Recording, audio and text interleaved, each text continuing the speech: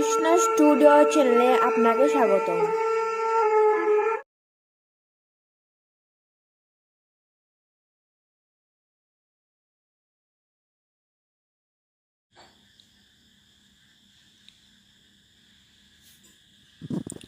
ॐ अज्ञानतिमिरन्धस्य ज्ञानाञ्जनशलाकया चक्षुरुन्मीलितं येन तस्मै श्रीगुरवे नमो नमः।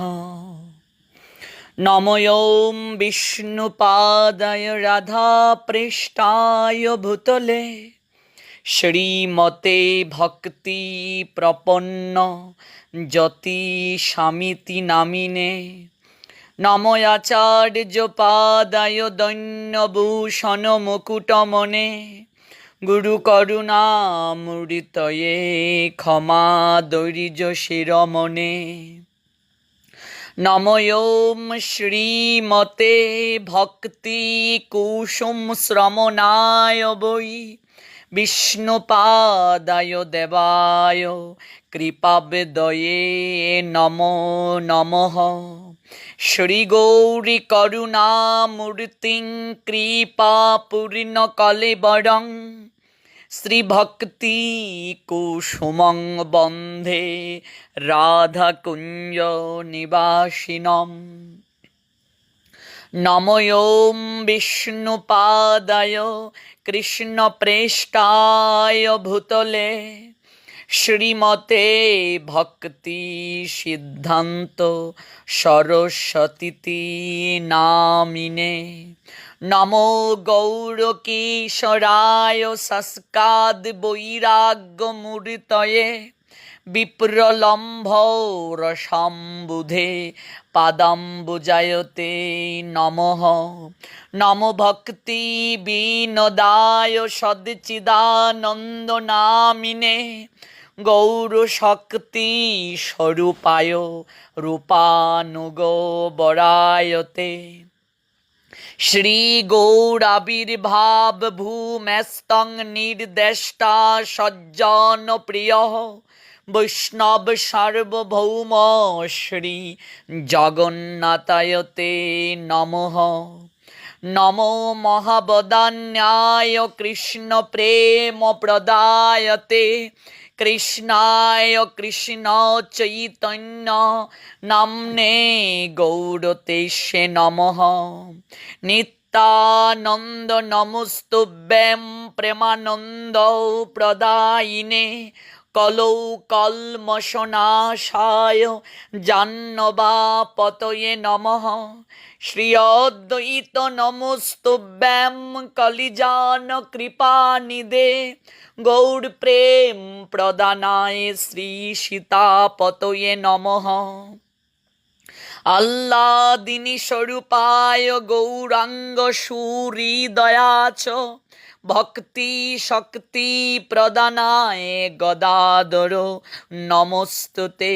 श्रीवास पंडितं नौमि गौरांग प्रिय पार्षदं यस्य कृपा लभेनापि श्री गौरांगे जायते रति।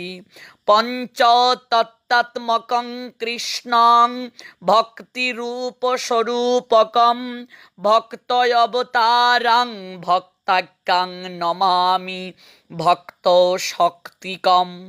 नमस्ते बलदेवाय रोहिणी नंदनाय च वसुदेव कुमाराय रेवती पतये नमः।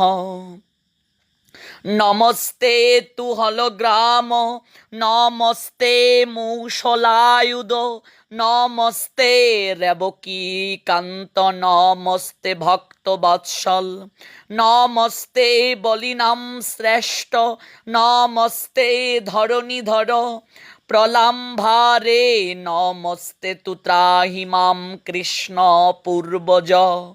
হে কৃষ্ণ করুণা সিন্ধু দীনবন্ধু জগৎ পতে গোপেশ গোপিকা কান্ত রাধাকান্ত নমস্তুতে তপ্ত কাঞ্চন গৌরাঙ্গী রাধে বৃন্দাবনেশ্বরী বৃষভানুসুতে দেবী প্রণমামি হরিপ্রিয়ে বৃন্দাবৈ তুলসী দেব্যৈ প্রিয়াঐ কেশবশ চ কৃষ্ণ ভক্তি প্রদে দেবী সত্যবত্যৈ নমো নমঃ মহাপ্রসাদে জননী সর্বসৌভাগ্যবর্ধিনী আদিব্যাধি হরা নিত্যং তুলসীতং নমস্তুতে নীলাচল নিবাসায় নিত্যায় পরমাত্মনে বলভদ্র সুভদ্রাভ্যাম জগন্নাথায় তে নমঃ নমস্তে নরসিংহায় প্রহ্লাদাল্লাদদায়িনে হিরণ্যকশিপুর বস্ক শিলাটঙ্ক নখালয়ে ইত নৃসিংহ পরত নৃসিংহ যত যত যামি তত নৃসিংহ বহির্নৃসিংহ হৃদয়ে নৃসিংহ নৃসিংহমাদিম শরণম প্রপদ্যে তব কর কমল বরে নখম অদ্ভুত শৃঙ্গম দলিত হিরণ্যকশিপু তনুবৃঙ্গম কেশবধৃত নরহরি রূপ জয় জগদীশ হরে জয়তাং সুরত পঙ্গুর্মম মন্দমতের গতি মত সর্বস্ব পদাম্বুজ শ্রীরাধা মদন মোহন শ্রীরূপ শ্রী সনাতন ভট্ট রঘুনাথ শ্রীজীবী গোপাল ভট্ট দাস রঘুনাথ এই ছয় গুসাইরি করি চরণ বন্দন যাহা হতে বিঘ্ন নাশ অবিষ্ট পূরণ জয় জয় শ্রী কৃষ্ণ চৈতন্য প্রভু নিত্যানন্দ শ্রী অদ্বৈত গদাধর শ্রীবাসাদি শ্রী গৌর ভক্তবৃন্দ হরে কৃষ্ণ কৃষ্ণ কৃষ্ণ হরে হরে হরে রাম রাম রাম হরে হরে হরে কৃষ্ণ কৃষ্ণ কৃষ্ণ হরে হরে হরে রাম রাম রাম হরে হরে হরে কৃষ্ণ কৃষ্ণ কৃষ্ণ হরে হরে হরে রাম রাম রাম হরে হরে জয় জয় শ্রী গুরু গৌরাঙ্গ গান্ধারবিকা গিরিধারী জিউ কি জয় জয় শ্রী গুরু শ্রী গৌর সুন্দর শ্রী রাধা দ্বৈত কুঞ্জ বিহারী জিউ কি জয় জয় নিত্য লীলায় প্রবিষ্ট শ্রী শ্রীল ভক্তি কুসুম শ্রমণ গোস্বামী মহারাজ কি জয় জয় নিত্য লীলায় প্রবিষ্ট সত্য সংকল্প জগদ্গুরু প্রভুপাদ শ্রী শ্রীল ভক্তি সিদ্ধান্ত সরস্বতী গোস্বামী ঠাকুর কি জয় জয় অবধূত কুল চূড়ামণি শ্রীল গৌর কিশোর দাস বাবাজি মহারাজ কি জয় জয় ওম বিষ্ণুপাদ সদচিদানন্দ শ্রীল ভক্তি বিনোদ ঠাকুর মহাশয় কি জয় জয় নিত্যলীলায় প্রবিষ্ট বৈষ্ণব সার্বভৌম শ্রীল জগন্নাথ দাস বাবাজি মহারাজ কি জয় জয় শ্রী রূপানুগ শ্রী বৈষ্ণব বৃন্দ কি জয় জয় অনলাইনে কৃষ্ণ কথা শ্রবণকারী ভক্তবৃন্দ কি জয় জয় জয় শ্রী রাধে শ্যাম।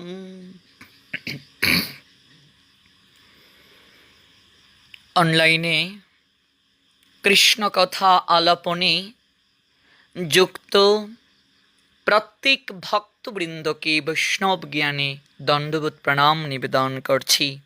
বাঞ্ছা কল্পতরুভ্যাশ্চ কৃপা সিন্ধুবয়বচ পতিতানাং পাবনেভ্যো বৈষ্ণবেভ্যো নমো নমঃ। ভক্তবৃন্দ,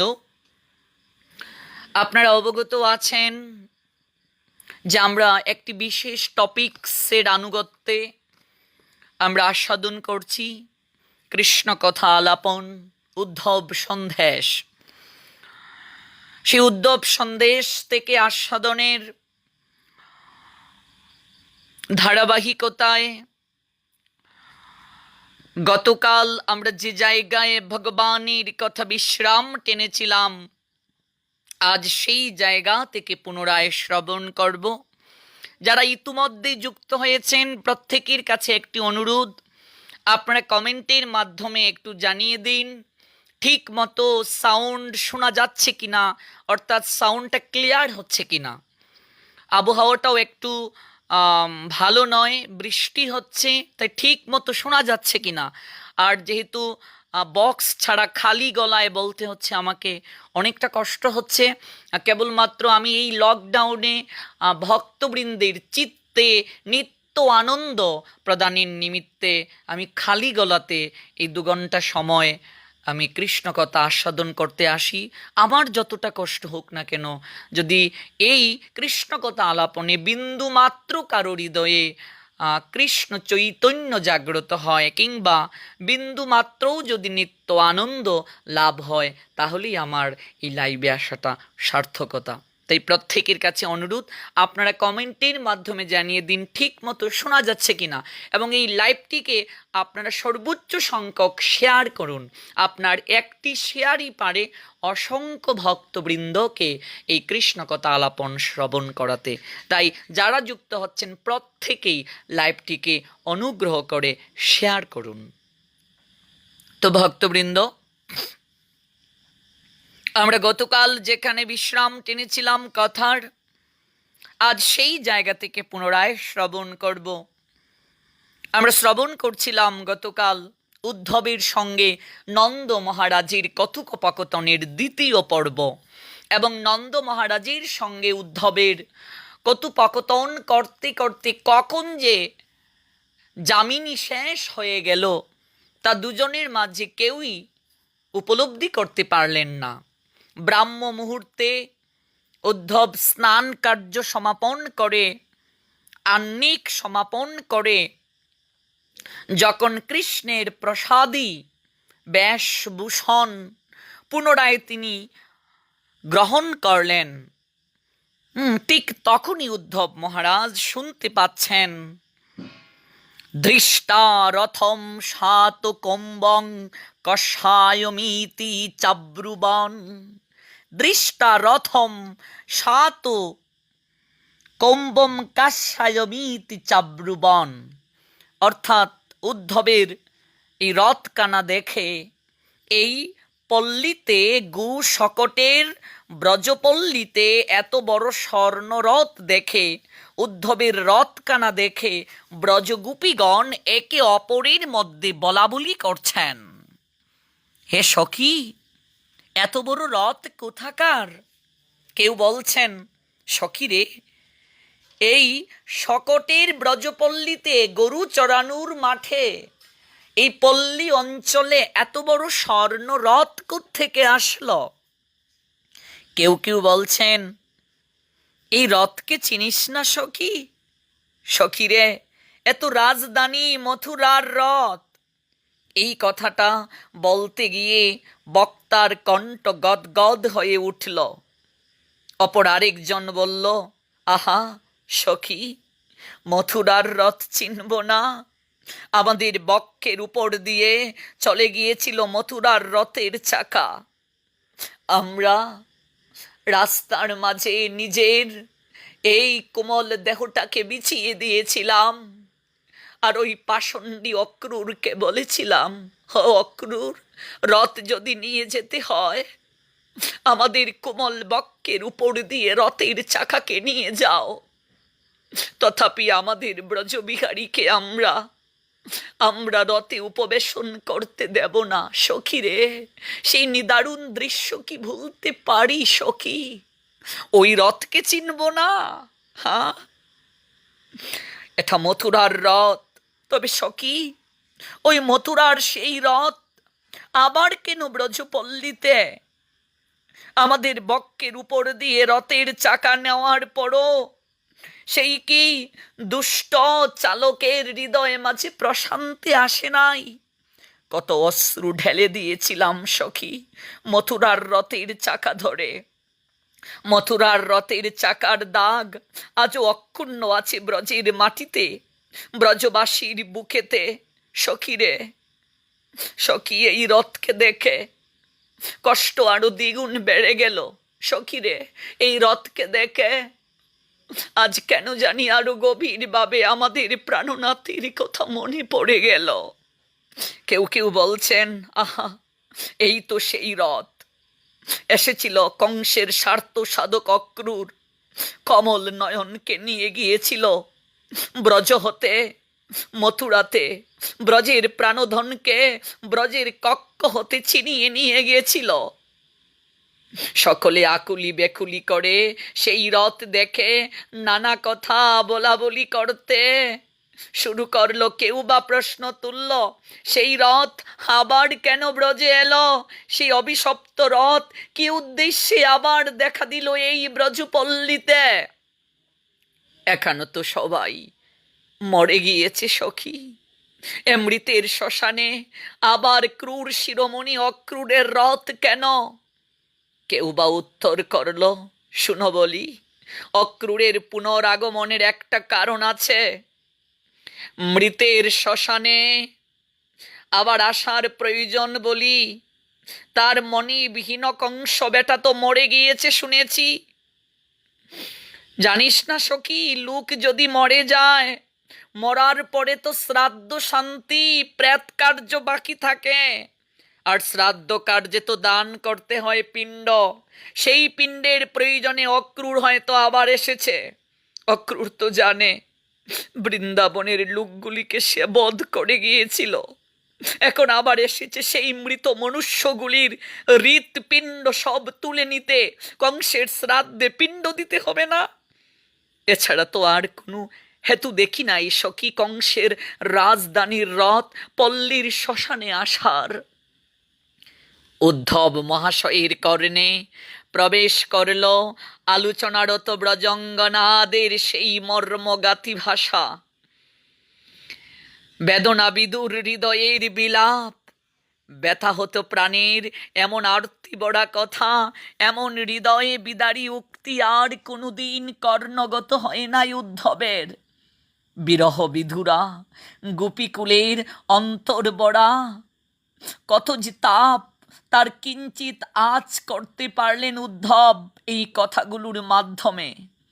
উদ্ধবের মনে হলো, হয়তো আমার ব্রজে আসা উচিত ছিল ধুলায় গড়াগড়ি করে, কিংবা পদব্রজে আমার আসা উচিত ছিল। আমার এই রথে চড়ে আসা ঠিক হয়নি।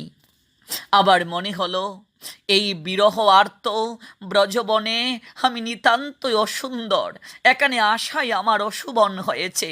ওহে ধরিত্রী মাতা, তুমি বিদীর্ণা হয়ে যাও, ওই রথের সঙ্গে করে তুমি আমাকে ভূ বিবরে লুকিয়ে আমার অসুন্দরতাকে দূর করো। উদ্ধব নিজেকে বড় ছোট ভাবতে শুরু করলেন। ভাবতে ভাবতে অগ্রসর হচ্ছেন উদ্ধব মহাশয়। অতীব ভারাক্রান্ত তার হৃদয়, চারদিক হতে তার উপর পড়ছে নরনারীর সমুৎসক দৃষ্টি। ঘিরে ফেলা হচ্ছে তাকে সর্বাপরি বব্রুরুত সুখ। পরস্পর পরস্পরকে বলা বলি করছে, কে গো ইনি? আমাদের দিকে ধীর পদবিক্ষেপে অগ্রসর হচ্ছেন। তার গায়ের বর্ণটি শ্যামের মতোই শ্যামল, কটির ধটিকানি পীতাম্বরের মতোই পীত, মুখখানা চাঁদের মতো লাবণ্যযুক্ত, আর ওই তার মধ্যে চোখ দুটি নূতন পদ্মের পলাশের মতোই নবকুঞ্জলোচনম। তার বাহু দুটি ব্রজসুন্দরীর মতোই জানু পর্যন্ত লম্বিত, ঠিক তার মতো বর্তুলস্থূল।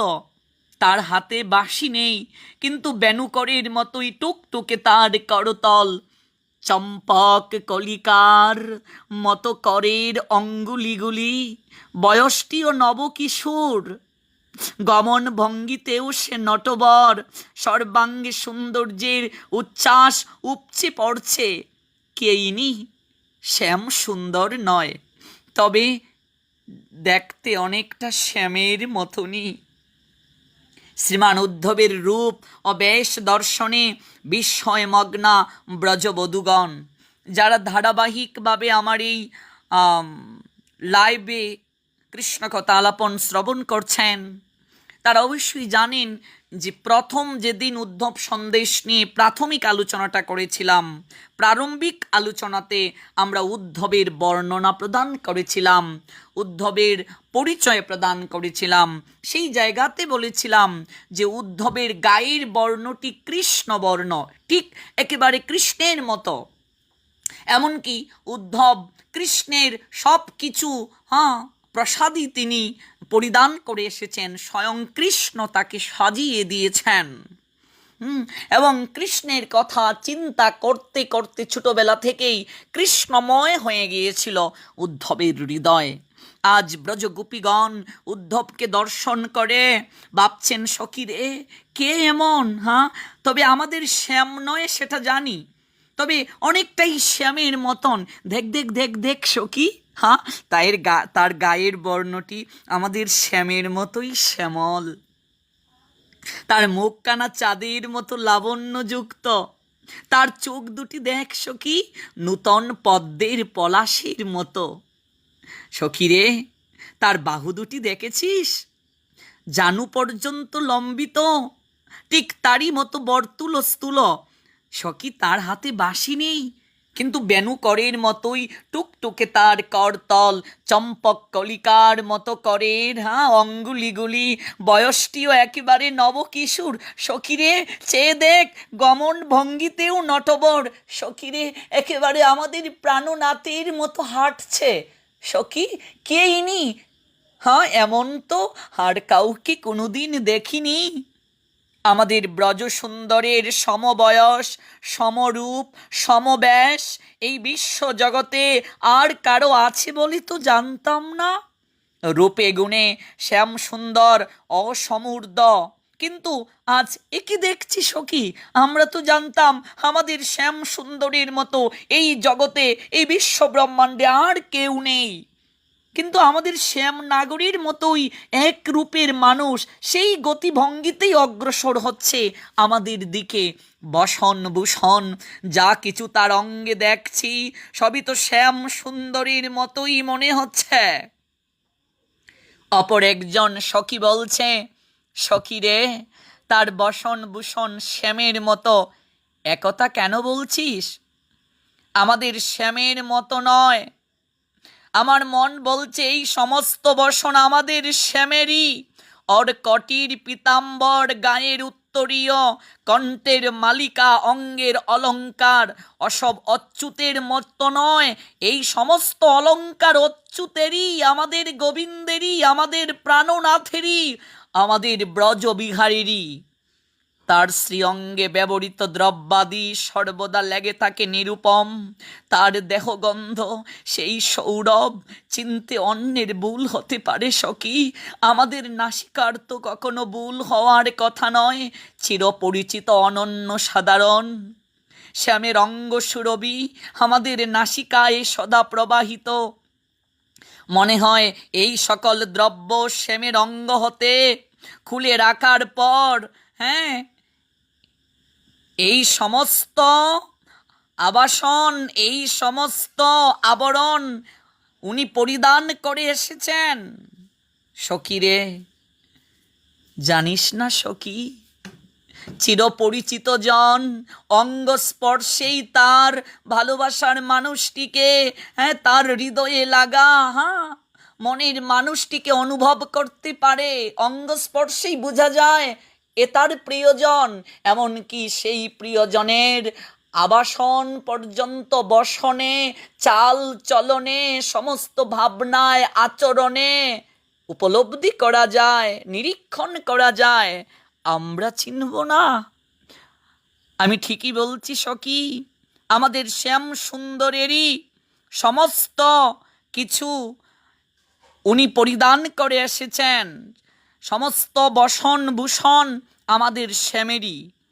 শ্রীকৃষ্ণ যেদিন ব্রজ হতে চলে যান, সেই দিন বিরহ কাতরা ব্রজবধূগণ আলু তালু বেশে ছুটে গড়ের বাহিরে এসেছিলেন অক্রূরের রথকে বাধা দিতে। আবার আসিব বলে কৃষ্ণ চলে যাবার পর নিয়ত রুদন পরায়ণা গোপীগণ আর ফিরে নিজের গৃহে প্রত্যাগমন করতে পারেননি। কেহ বা কুঞ্জবনের ভিতরে, কেউ বা বাহিরে, আবার পথে পথে তারা সতত হা কৃষ্ণ বলে তপ্ত অশ্রুপাত করেছিলেন। তারা যে স্থানে আছেন সে স্থান সাধারণ মানবের দূরদিগম্য। নিকট দিয়ে 7 বার আনাগুনা করলেও কুঞ্জের পথ সকল চুকে গুচরিত হয় না। আজ অন্যের অগম্য সেই কুঞ্জ বিতিদরে উদ্ধব যখন অগ্রসর হচ্ছিলেন, কৃষ্ণের জন বলেই সেটা সম্ভব হয়েছিল। অথবা অঙ্গে কৃষ্ণের প্রসাদী দ্রব্যাদি থাকাতে এই রূপটি হতে পেরেছে। কারণ ভাগবতের 11 স্কন্দের 6ষ্ঠ অধ্যায়ের 46 নং শ্লোকে বলা হয়েছে, হে নাথ, তোমার মায়া দূরত্বয়া বটে, কিন্তু আমরা তোমার দাসেরা তাকে জয় করি অনায়াসে। তোমার অর্পিত মালা, তোমার ব্যবহৃত বস্ত্র, অলঙ্কার, সুগন্ধ দ্বারা ভূষিত দেহে এই সমস্ত কিছু আছে বলেই মায়ার আবরণকে আমরা গ্রাহ্য করি না। যার দেহে কৃষ্ণের প্রসাদী দ্রব্য তাকে মায়া কখনো তার নৈকট্যে আসতে পারে না। শ্রীকৃষ্ণের প্রসাদী দ্রব্য যদি কেউ ব্যবহার করে, মায়া লজ্জায় অবনত হয়ে বহু দূরে সরে পড়ে। কারণ কৃষ্ণ হচ্ছেন সূর্য সম, আর মায়া হচ্ছেন অন্ধকার। যথা কৃষ্ণ তথায় নাহি মায়ার প্রবেশ অধিকার। কৃষ্ণ যেখানে আছেন, কৃষ্ণের নাম যেখানে আছে, কৃষ্ণের ব্যবহৃত বসন যেখানে আছে, কৃষ্ণের প্রসাদী দ্রব্যাদি যেখানে আছে, সেখানে কখনো মায়া প্রবেশ করতে পারে না। মায়া দূর থেকে লজ্জায় অবনত হয়ে প্রণাম দিয়ে সরে যায়, ছিটকে যায়। আজ কুঞ্জের পথে ধীরে ধীরে উদ্ধব অগ্রসর হচ্ছেন। উদ্ধবকে আসতে দেখে কেউ কেউ আলোচনা করছেন উনি নিশ্চয়ই কৃষ্ণের জন হবেন, কিংবা কৃষ্ণের বার্তাবহ কেউ হবেন, সন্দেশহর রমাপতে। তাহা বুঝতে অনেকেই পারছেন, কারণ কৃষ্ণের নিজজন ছাড়া এই নিবৃত কুঞ্জের পথে পা দিতে পারে এমন সাধ্য কার আছে? আর কৃষ্ণের প্রিয়জন ছাড়া কৃষ্ণের প্রসাদী দ্রব্যাদি লাভ করা অধিকার তো কারো হতে পারে না।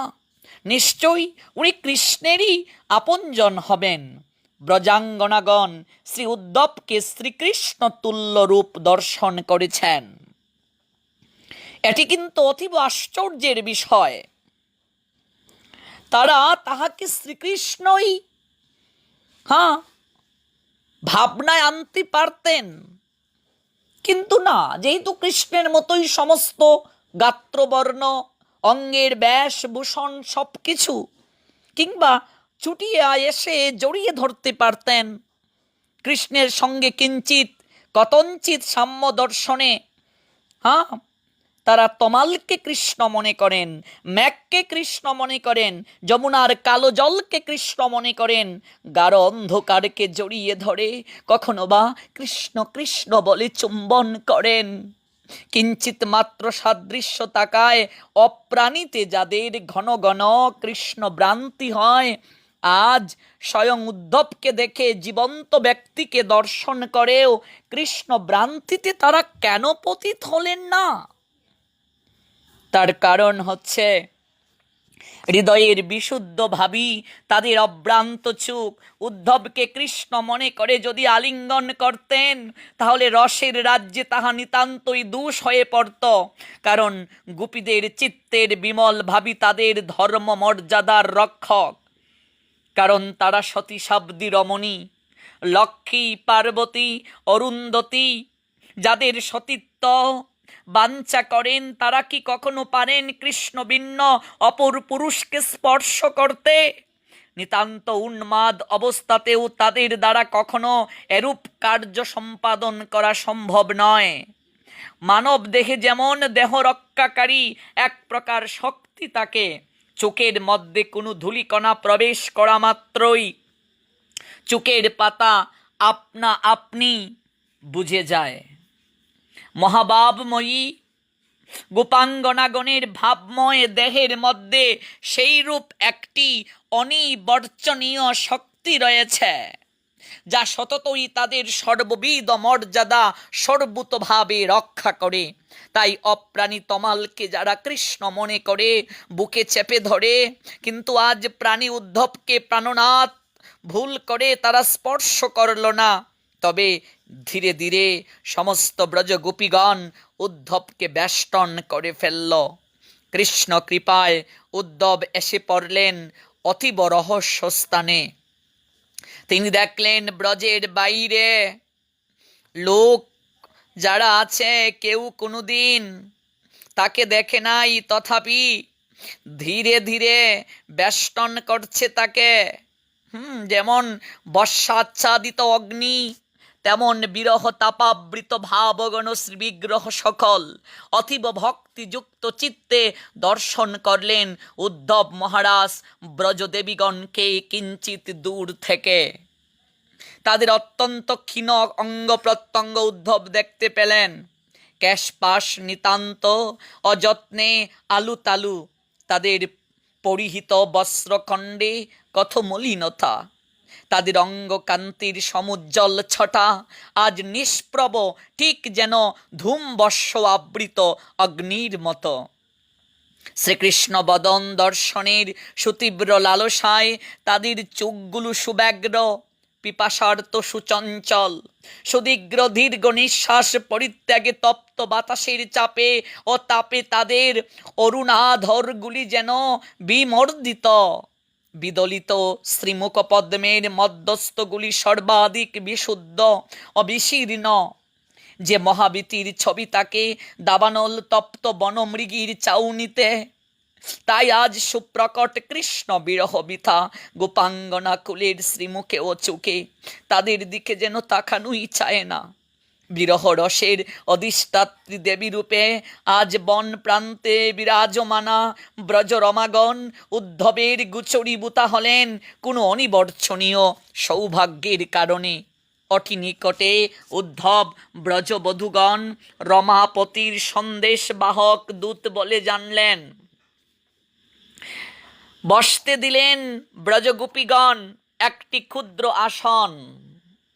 শতজীর্ণ শীর্ণ ছিন্ন মলিন সেই আসনকানি, কৃষ্ণহারা গোপিকার অন্তরেরই তুল্য সেই আসন। পূজ্যজনের প্রদত্ত আসন প্রতিবিগ্রহ সদাচার সম্মত নয়। উদ্ধব কৃষ্ণদাস অভিমানী, প্রভুর প্রিয়াগণ কর্তৃক প্রদত্ত আসনে উপবেশন করলে শুদ্ধ আচারের মর্যাদা ক্ষুণ্ণ হয়। কৃষ্ণদাস কখনো তা পারেন না। উদ্ধব তাই ওই আসনে বসতে পারছিলেন না। পক্ষান্তরে যিনি আসন দিয়ে বসতে আদেশ করেছেন, তার আদেশ যদি লঙ্ঘন করা হয় তাহলেও অপরাধ হবে। এই আশঙ্কায় তিনি কি করবেন বুঝতে পারছিলেন না। তাই আসন এবং আদেশ এই দুইয়ের মর্যাদা রক্ষা করলেন। একটু আসনকানিকে দক্ষিণ হস্ত দ্বারা স্পর্শ করত অবনত শিরে আসনের পাশে ভূতলে উপবেশন করলেন উদ্ধব মহারাজ। তারপর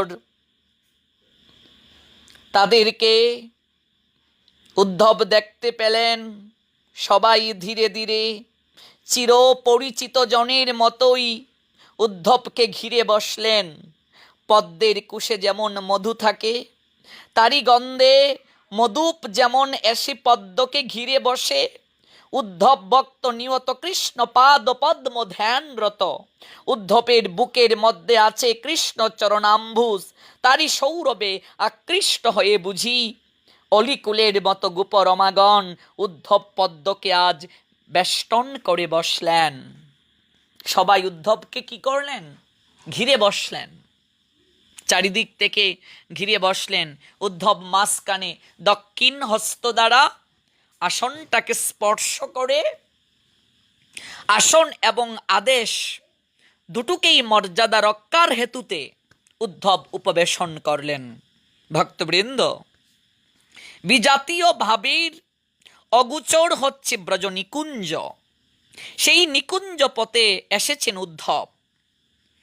তাতে গোপবালকগণ বুঝেছেন যে ইনি হচ্ছেন গোবিন্দের নিজ লোক, হয়তো বিশেষ বার্তাবাহক।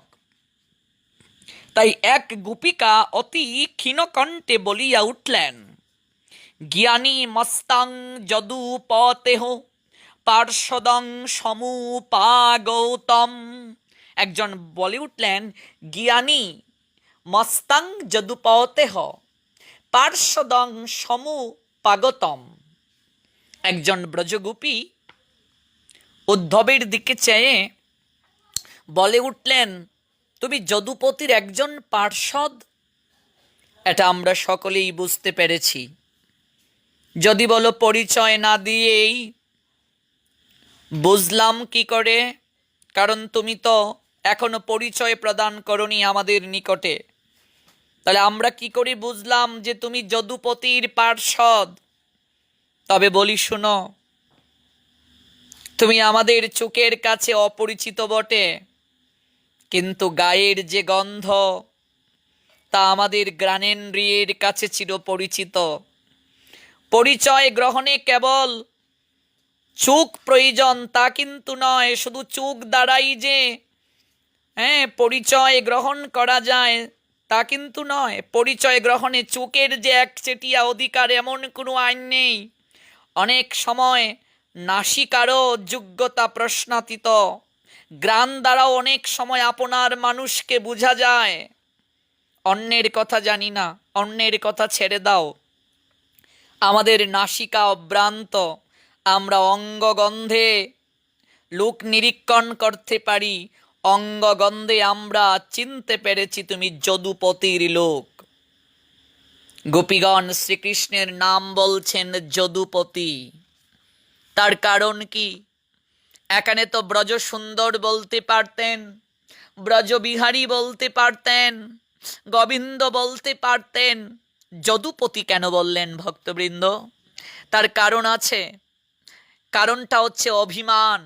এমন কি অভিমান যে অভিমানের কারণে যদুপতি কৃষ্ণের নামটিকে উল্লেখ করেছেন। তার কারণ হচ্ছে, আমরা ভাগবতে দেখতে পাই শুকদেব বলছেন রমাপতি। এখন আর কৃষ্ণ ব্রজবল্লভ নেই, সে সম্বন্ধে ভিত্তি ছিল প্রীতি। গোপীগণ বলছেন প্রীতি সে মুছে ফেলেছে। প্রীতিকে মুছে আদর করেছে ঐশ্বর্যকে, মাধুর্যকে ভুলে ঐশ্বর্যকে সে কাছে টেনেছে। ব্রজপতি তাই রমাপতি হয়েছে। ব্রজজন ভুলে মজে আছে যদুগণের সঙ্গে, তাই ব্রজনাথ না বলে তাকে এখন যদুনাথ বলাই উচিত, যদুপতি বলাই সঙ্গত। যদুপতি কেন বললাম? ফুল গাছে থাকলে গাছের পরিচয়। ফুলকে যদি ছিঁড়ে কেউ মালায় পুড়ে, সেটা মালারই পরিচয় হয়। ব্রজের প্রাণ সর্বস্ব গুচারক রাখাল রাজ, আজ রাজবংশীয় যাদবগণের অধীশ্বর। সুতরাং নবপরিচয়ই তার ভালো, পুরনো কথায় কাজ কি? অবলুপ্ত সম্বন্ধের অপপ্রয়োগের উপযোগিতা কোথায়?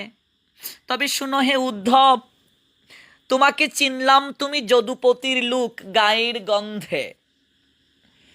আর যদি বলো তার লোক না হয় হলাম, তার যে পার্ষদ তা কি করে জানলে? যদি এই প্রশ্নটা করো তাহলে বলছি শোনো, পার্ষদ চিনেছি কেন জানো? মূল্যবান অলঙ্কার ও বসনে পরিচ্ছদিত রাজপুরুষের পরিচায়ক হয়। রাজপুরুষ তুমি, পোশাকেই তার পরিচয়। রাজপুরুষ নিজ পরিচ্ছদ ছেড়ে প্রায়শই কখনো পথ চলে না। আর বিশেষ করে দিনহীনা কাঙ্গালিনীদের চমক দিতে হলে বসন ভূষণের জৌলস যে অপরিহার্য তা অন্য কেউ না বুঝলে আমরা ঠিকই বুঝি। আচ্ছা, তোমাকে একটা কথা জিজ্ঞেস করি। ব্রজগোপীগণ বলছেন, ভক্তবৃন্দ কি চমৎকার আলাপন দেখুন। ওই কথা আস্বাদন করার সঙ্গে সঙ্গে যেন মনে হচ্ছে একেবারে উদ্ধব আর ব্রজগোপীগণ যেন সামনাসামনি বসে একে অপরের সঙ্গে আলাপ করছেন। এই রকম যদি আমরা মনোযোগ সহকারে চোখ দুটি মুদ্রিত হয়ে শ্রবণ করি, আমাদের চোখের সামনেও ভেসে উঠবে এই অপূর্ব দৃশ্য। দেখুন ব্রজগোপীগণ কি বলছেন। আচ্ছা, তোমাকে একটা জিজ্ঞেস করি, একটা কথা জিজ্ঞেস করবো উদ্ধব। এই মূল্যবান বেশভূষায় তুমি কি নিজেই সেজে এসেছ, না তোমার প্রভু এই বনবাসিনী কাঙ্গালিনীদেরকে তার ঐশ্বর্য দেখাবার জন্য নিজেই তোমাকে সাজিয়ে গুছিয়ে ওই ব্রজপল্লীতে পাঠিয়েছেন? আরও একটি কথা জানার বড় ইচ্ছে, এই গুব্রজে তুমি কি স্বয়ং প্রবৃত্ত হয়ে এসেছ, না কেউ তোমাকে প্রেরণ করেছে? তুমি স্বয়ং প্রবৃত্ত হয়ে এসেছো এমন মনে হয় না, কেননা এই গরু চড়াবার মাঠে রাজপুরুষদের তো কোনো প্রয়োজন থাকতে পারে না আসার। তবে মনিব যদি আদেশ করে থাকে তবে আসাটা সম্ভব। দাস হলে তো মালিকের হুকুম লঙ্ঘন করা যায় না। যদি বলো কর্তাই তোমাকে গরুর মাঠে পাঠিয়েছেন, তাহলে একটা কথা তোমায় বলি, তিনি কেন পাঠাবেন তোমাকে? এমন কি কার্য সাধনের জন্য তোমাকে তিনি পাঠিয়েছেন? যদি বলো আমাদের খবর দেওয়ার জন্য পাঠিয়েছেন, আমরা কখনো তা বিশ্বাস করতে পারি না, কারণ আমরা তার কেউ নই, তিনিও আমাদের কেউ নয়। তবে হ্যাঁ হ্যাঁ উদ্ধব, তার সঙ্গে আমাদের কোনো সম্বন্ধ যে ছিল না তা নয়। একটা সম্বন্ধ ছিল, প্রীতির সম্বন্ধ, ভালোবাসার সম্বন্ধ, যা স্বীকৃতিতেই ছিল। এই সম্বন্ধ কেবল এখন আমাদের কাছে অতীত, অস্বীকৃতিতে এটা মরে গেছে। সুদীর্ঘ অস্বীকৃতির ফলে সেই সম্বন্ধ চিরতরে ছিন্ন হয়ে গিয়েছে। সুতরাং এই গরুর মাঠে তার স্মরণযোগ্য কিছু আছে বলে তো আমাদের মনে হয় না। গুব্রজে তস্য স্মরণীয়ং ন চস্কহে, আমাদের তো মনে হয় না এই গরু চড়ানোর মাঠে তার স্মরণযোগ্য কিছু আছে কি না। তবে না, কথাটি ঠিক নয়। একটি স্থান আছে বটে যেখানকার সম্বন্ধ সে অস্বীকার করতে পারে না, আমাদেরকে অস্বীকার করতে পারে, কিন্তু একটি সম্পর্ককে সে কখনো অস্বীকার করতে পারে না। কোন সম্পর্ক জানো? তবে হ্যাঁ বলছি, শোনো। একটি ঘট তৈরি করতে কুম্ভকারের চক্র লাগে, দণ্ড লাগে, মৃত্তিকা লাগে। গর্ত আর ইচ্ছে করলে চক্র ও দণ্ডকে অস্বীকার করতে পারে? গর্বে বলতে পারে আমার সৃজন কার্যে কোনো চক্র বা দণ্ড লাগে নাই? কখনো কি বলতে পারে? হ্যাঁ বলতে পারে, যদি অকৃতজ্ঞ হয়। ঘট যদি অকৃতজ্ঞ হয় তাহলে বলতে পারে চক্র এবং দণ্ড লাগেনি আমাকে তৈরি করতে। কিন্তু ঘট কি কখনো মৃত্তিকাকে কিংবা মাটিকে অস্বীকার করতে পারে? ঘট কখনো কি বলতে পারে আমার নির্মাণ কার্যে মাটি লাগে নাই? কেননা মাটি তো এখনো তার দেহময়, তার সত্তাই তো মৃন্ময়। সুতরাং মাটিকে অস্বীকার করবে কোন উপায়ে? সেই রূপ তোমাদের যদুপতি আমাদের সকলের সঙ্গে সকল সম্বন্ধ অস্বীকার করলেও একটি সম্পর্ককে সে অস্বীকার করতে পারবে না। আর এই সম্পর্কটা হচ্ছে তার পিতামাতা ব্রজরাজ ব্রজেশ্বরীর সঙ্গে সম্বন্ধ সে অস্বীকার করতে পারবে না। কারণ পিতৃমাতৃ সম্বন্ধ গৃহত্যাগী মুনি ঋষিরাও কখনো ত্যাগ করতে পারেন না। সন্তান যদি সন্ন্যাসীও হয়ে যায়, সবার সঙ্গে সম্পর্কের দূরত্ব স্থাপন করলেও কখনো পিতামাতার সঙ্গে সম্পর্ক ছিন্ন করতে পারে না, সম্পর্ক কখনো দূরত্বে নিতে পারে না। তাই একটি সম্পর্ক তোমাদের যদুপতির আমাদের এই জায়গাতে আছে, আর সেই সম্পর্কটা হচ্ছে তার পিতা নন্দ মহারাজ আর নন্দ মহারানী। তবে শুনি, নন্দ আর যশোদা, হ্যাঁ, তাদেরকে যদি দর্শন করতে তুমি চাও তাহলে ওই পথ দিয়ে কেন এসেছো? নন্দ যশোদার হতেই তার ওই দেহকানি তাদের নিত্য আদরে তুষ্ট পুষ্ট হয়ে বর্ধমান হয়েছে, তাই তাদেরকে ভুলে যাওয়া তার সম্ভব নয়। কারণ তাদের সঙ্গে সম্বন্ধ ত্যাগ করলে নিজ অস্তিত্বই বিলুপ্ত হয়ে পড়ে। তাই সম্ভবত তাদেরকে সান্ত্বনা দেওয়ার জন্য তোমাকে ব্রজে পাঠিয়েছেন বুঝি তোমার যদুনাথ, তোমাদের যদুপতি। নন্দ যশোমতির স্নেহের অনুবন্ধন দুস্তজ, তাই মধুপুরী হতে মধুপতি তোমাকে এখানে পাঠিয়েছেন। তা বেশ ভালো কথাই, তবে মনে বড় একটা খেদ, কাঙ্গালের ছেলে যদি ভাগ্যবশত রাজপদবী লাভ করে তাহলে কাঙ্গাল পিতামাতার পুত্রকৃত এই রূপ অবমাননাই লাভ করতে হয়। কথাটা বুঝনি উদ্ধব? তাহলে আর একটু ভেঙ্গে বলছি, একটু বিশ্লেষণ করে বলছি, শুনো।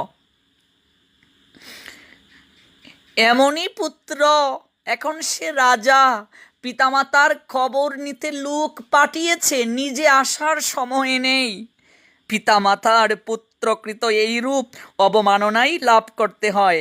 একদিন যাদের বুক বড়া স্নেহে সে লালিত হয়েছে, পালিত হয়েছে, পুষিত হয়েছে, আজ কিনা তাদের সংবাদ নিতে বাড়ির চাকরকে সে পাঠিয়েছে, নিজে আসতে পারেনি। ঠিক, ঠিকই। এই না হলে যথাযোগ্য পুত্র আমার। কি চমৎকার কথা ভক্তবৃন্দ, কি চমৎকার করে ব্রজগোপীগণ বলছেন। তা ভালোই, একটা কথা বলি, তোমার এই গায়ের এই যে মহার্ঘ, এই যে বসন ভূষণ, তুমি কি নিজে পরিধান করে এসেছ, কিংবা তিনি কি নিজে হাতে পরিয়ে দিয়েছেন তোমাকে তার পিতামাতাকে দেখাবার জন্য? কারণ মধুপুরীর ঐশ্বর্যের জৌলুস পিতামাতাকে না দেখালে তাদের সান্ত্বনা কে দেবে? পিতামাতা বুঝবে কি করে তার পুত্র এখন রাজা হয়ে বেশ সুখে আছে, স্বাচ্ছন্দ্যে আছে? তাই বুঝি তোমাকে রাস পোশাক পরিধান করে স্বর্ণের রথে চড়িয়ে এই গরু চড়ানোর মাঠে পাঠিয়েছেন? এই বেশে পিতামাতা দেখে যেন আনন্দ পায়, তারা যেন সান্ত্বনা পায়। হ্যাঁ, তার সেই রাখাল পুত্র আজ রাজা হয়ে মহা আনন্দে আছে। বাহ, তাহলে তো ভালোই করেছে। তা ভালো কথা শুনি, যদি পিতামাতাকে সংবাদ দিতে তুমি এসে থাকো, তুমি তো মথুরার রাজদূত, তাই না? তাহলে পথ ভুলে দিশাহারা হয়ে এদিকে আসছো কেন?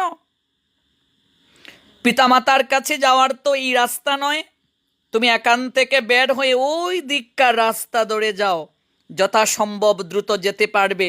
পিতামাতাকে গিয়ে দেখাও, হ্যাঁ, তারা তোমাকে দেখে মহা সিন্ধুর মাঝে ডুবে যাবেন।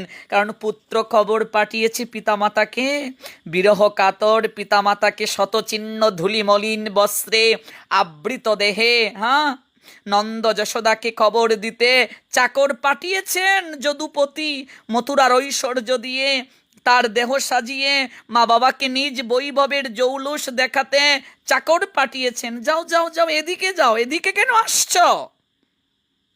গোপীদের এরকম কথা শুনে উদ্ধব যেন আকাশ থেকে মৃত্তিকায় পড়লেন, এবং এতটা তিনি লজ্জা পেলেন, মনে হলো এইরূপ মূল্যবান পোশাক পরিচ্ছদে সজ্জিত হয়ে হয়তো ব্রজে আসা নিতান্তই অশুভন হয়েছে। এমন করেও উদ্ধবকে কেউ কোনোদিন কথা বলবে স্বপ্নেও তিনি কল্পনা করেননি। এমন করেও বুঝি কেউ কথা বলতে পারে, এমন করেও বুঝি কথা দ্বারা কেউ আঘাত করতে পারে, এতটা সৎ সাহসও বুঝি কাদের আছে? উদ্ধব কখনো কল্পনা করতে পারেননি।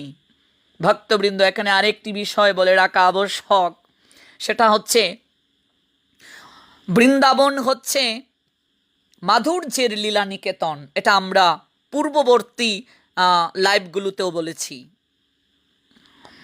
কখনো ঐশ্বর্য বেশে বৃন্দাবনে প্রবেশ করা যায় না।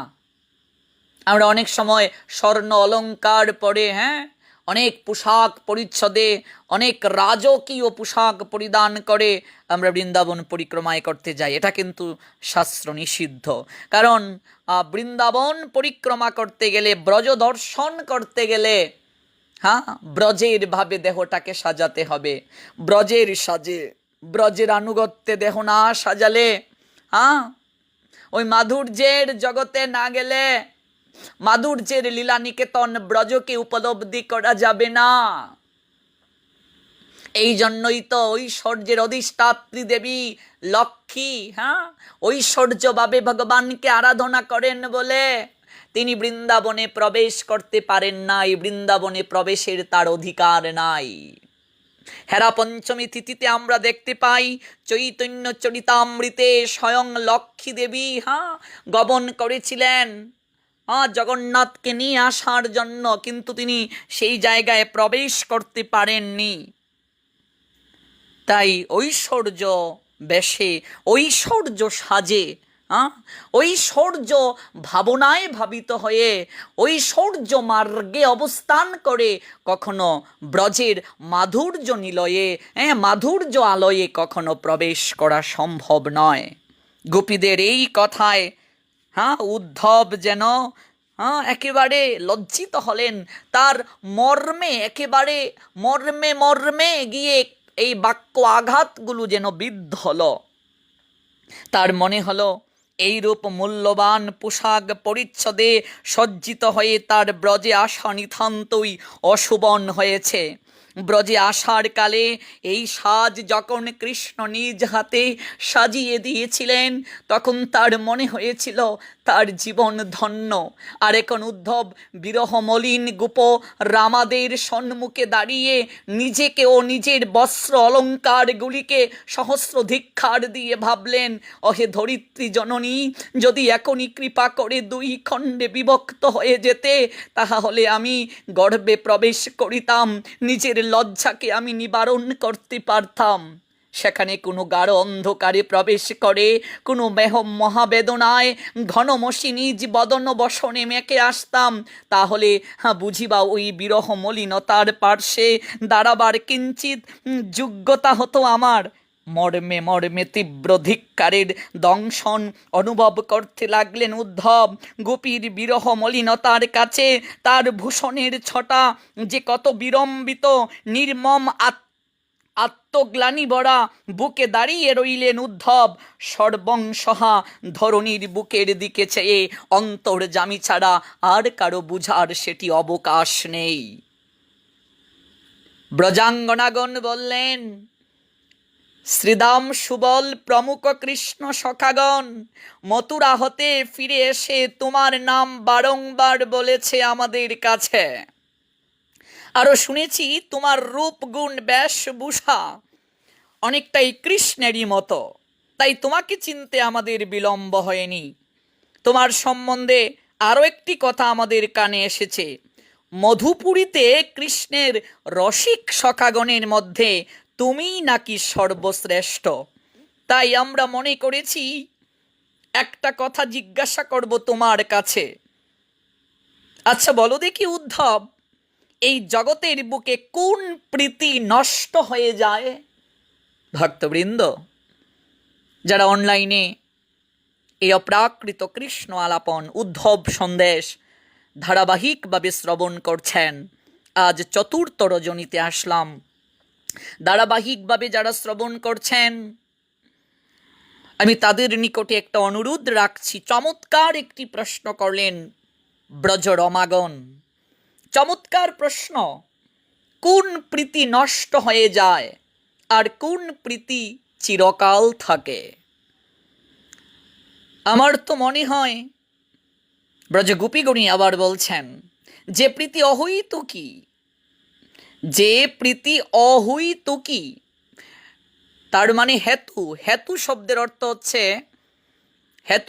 অর্থ হচ্ছে কারণ কিংবা মনোরথ। আমার তো মনে হয় যে প্রীতি অহৈতুকী, অর্থাৎ যে প্রীতির মাঝে কোনো চাওয়া নেই, যে প্রীতির মাঝে কোনো কামনা নেই, যে প্রীতির মাঝে কোনো আকিঞ্চন নেই, যে নেই, সেই প্রীতি কখনো বিনাশ হয় না। আর যে প্রীতি হইতুকি তাহাই কেবল বিনাশ্য, আর যে প্রীতি অহৈতুকি তাহা অবিনশ্বর। যে কোনো বস্তুই হোক আর ভাব বন্ধনই হোক, তার উৎপত্তির মূলে কোনো হেতু আছে, আর হেতু থাকলেই নাশ প্রাপ্ত হবে। আর যার কোনো কারণ নেই, যার প্রকাশ শত সহজ অহৈতুকী, তা কোনো কালে বিনাশ্য নয়। অহৈতুকী প্রীতি তাহলে অবিনাশী।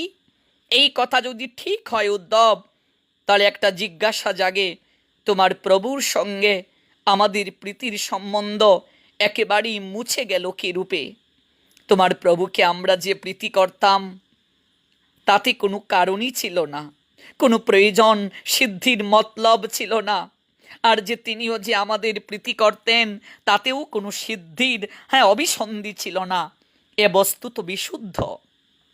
প্রীতির এতাদৃশ সম্বন্ধ সমূলে নাশ হলো কোন পথে?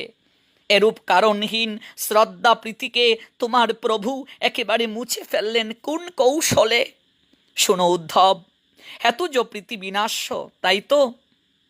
যে প্রীতির মাঝে কামনা থাকে, যে প্রীতির মাঝে চাওয়া থাকে, যে প্রীতির মাঝে স্বার্থ থাকে, সেই প্রীতি বিনাশ হয়ে যায়।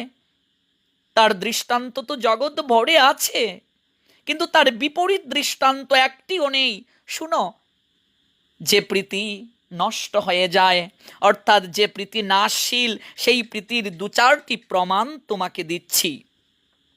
ভ্রমরগুলি ফুলকে ভালোবাসে না উদ্ধব?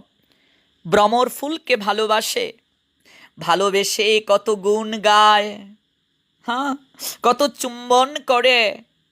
কিন্তু এই প্রীতি কি স্থায়ী হয়? কখনো স্থায়ী হয় না। এই প্রীতি নাশ প্রাপ্ত হয় যখন মধু ফুরিয়ে যায়। অর্থাৎ এই জড় জগতে সব যত প্রীতি আছে, সমস্ত প্রীতি কিন্তু স্বার্থযুক্ত। হ্যাঁ, সমস্ত প্রীতির মাঝেই একটা হেতু থাকে, একটা আকিঞ্চন থাকে, একটা স্বার্থ থাকে। স্বার্থযুক্ত ভালোবাসার দৃষ্টান্ত দিচ্ছেন ব্রজ গোপীগণ, বিশেষ করে ভক্তবৃন্দ। এই জগতের বুকে, এই জড় জগতের যে প্রীতি, যে ভালোবাসাকে কেন্দ্র করে আমরা নিত্য প্রীতি যার নিকট থেকে নিঃসৃত হয়, তিনি হচ্ছেন অনাদির আদি শ্রী গোবিন্দ। সেই অনাদির আদি শ্রী গোবিন্দের নিকট থেকেই তো নিত্য প্রীতি নিঃসৃত হয়। আমরা এই ক্ষণস্থায়ী মধুর নিকঞ্জে আমরা কিঞ্চিত সুখ প্রাপ্তির নিমিত্তে, অনিত্য সুখ প্রাপ্তির মনোরথে আমরা প্রকৃত ভালোবাসাকে আমরা অস্বীকার করে আমরা হেতুজ্জ প্রীতির প্রতি আকৃষ্ট হই। যে কথাটি ব্রজ গোপীগণ বললেন যে ভ্রমরগুলি ফুলকে ভালোবাসে, কত গুণ গায়, কত মুখ চুম্বন করে, কিন্তু এটা তো দীর্ঘস্থায়ী নয়। যখন ফুলের মধু শুকিয়ে যায়, তখন কি ভ্রমরগুলি কখনো ফুলের দিকে ফিরে তাকায়? কখনো ফিরে তাকায় না। আর বিশেষ করে আমি যুব সমাজের কাছে একটা কথা বলছি, যেহেতু আমি যুবকদেরকে নিয়েই বেশি কাজ করি, প্রণোদনা যোগাবার চেষ্টা করি। আমরা বিশেষ করে যুব সমাজ তো এই জগতের বুকে আমরা যে ভালোবাসার পিছনে দৌড়াচ্ছি, সেই ভালোবাসা তো সকাম ভালোবাসা, সেই ভালোবাসা তো স্বার্থযুক্ত ভালোবাসা, এবং সেই ভালোবাসা কামনার গন্ধে ভরা। ওই ভালোবাসার কাছে আমরা সর্বদা নিজেকে সঁপে দিয়ে মশগুল হয়ে গেছি। আর বিশেষ করে জড়জগতের ভালোবাসাটাই এরকম।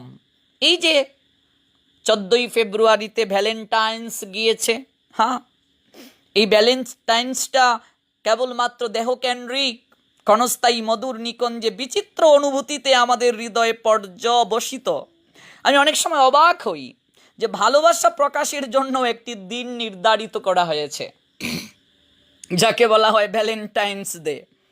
শুধু ভালোবাসা প্রকাশের জন্য যে দিন নির্ধারিত হয়েছে তা নয়, জড়িয়ে ধরারও দিবস আছে, চকলেট দেওয়ার দিবস আছে, পুতুল দেওয়ার দিবস আছে, এমনকি চুমু দেওয়ারও দিবস আছে, kiss day, hug day, chocolate day, আরও যে কত ডে আছে, আর গভীরে গেলাম না, হয়তো ভবিষ্যতে আরও কিছু দিবস হতে পারে। তো তরুণ প্রজন্মের নিকট 14ই ফেব্রুয়ারিটা খুব বেশি ইম্পর্ট্যান্ট, আর এই দিনটা তাদের নিকট খুবই বেশি গুরুত্বপূর্ণ। এই দিনটিকে নিয়ে যুবক যুবতীর স্বপ্নের কোনো ইতি নেই, কারণ এই দিনটা ভালোবাসা দিবস। তাই এই দিনে প্রেয়স যদি প্রেয়সীর নিকটে কোনো কিছু চায় তা দিতেই হবে। এই দিনে কত ছেলে মেয়ে যে রোমান্সের রত্নাকরে সাঁতার কাটে তা কেবল অন্তর্যামীই বলতে পারবেন। ভালোবাসার পরীক্ষা দিতে গিয়ে ওই 14ই ফেব্রুয়ারিতে কত মেয়ে যে তাদের সতীত্ব হারায় আর কত ছেলে যে তার চরিত্র ভ্রষ্ট করে তা কেবল ভাবগ্রাহী জনার্দনই অবগত। যে ভালোবাসা দিবস নিয়ে এত চিৎকার চেঁচামেচি, এই ভালোবাসা দিবসের ইতিহাস কিন্তু আমরা অনেকেই জানি না ভক্তবৃন্দ। তাই যারা শুনছেন আমি তাদের কাছে একটা অনুরোধ রাখছি, প্রসঙ্গে এসেছে একটু কথা বলে নেই। যারা জানেননি তারা নিজে জানুন, অন্যকে জানান, নিজে জাগুন, অন্যকে জাগিয়ে তুলুন। এই যে ভ্যালেন্টাইন্স ডে, এটা কোত্থেকে আসলো? 269 সালে ইতালির রোম নগরীতে সেন্ট ভ্যালেন্টাইন্স নামে একজন খ্রিস্টান পাদ্রী ও চিকিৎসক ছিলেন। ধর্ম প্রচারের অভিযোগে তৎকালীন রোম সম্রাট এই দ্বিতীয় ক্লাডিয়াস তাকে বন্দী করেন। তৎকালীন রোম সম্রাট যার নাম ছিল দ্বিতীয় ক্লাডিয়াস তাকে বন্দী করলেন। কাকে বন্দী করলেন? ওই যে রোম নগরীতে খ্রিস্টান পাদ্রী চিকিৎসক, খ্রিস্টান ধর্মযাজক যার নাম হচ্ছে সেন্ট ভ্যালেন্টাইন্স। ওই সেন্ট ভ্যালেন্টাইন্সকে কেন বন্দী করলেন? ধর্ম প্রচারের অভিযোগে। কারণ তখন রোমান সাম্রাজ্যে খ্রিস্টান ধর্ম প্রচার নিষিদ্ধ ছিল। তো বন্দি অবস্থায় তিনি জনৈক কারারক্ষীর দৃষ্টিহীন একটা মেয়ে ছিল, সেই মেয়েটাকে চিকিৎসার মাধ্যমে সুস্থ করে তুলেছিলেন। এতে সেন্ট ভ্যালেন্টাইন্সের জনপ্রিয়তা বেড়ে যায়, আর তাই তার প্রতি ঈর্ষান্বিত হয়ে রাজা তাকে মৃত্যুদণ্ড প্রদান করেন। আমি এই কথাগুলো যুব সমাজকে উদ্দেশ্য করে বলছি।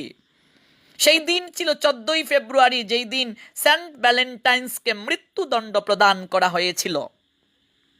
অতঃপর 496 সালে পুপ সেন্ট জেলাসিউ প্রথম জুলিয়ার ভ্যালেন্টাইন স্মরণে 14ই ফেব্রুয়ারিকে ভ্যালেন্টাইন্স দিবস রূপে ঘোষণা করা হয়।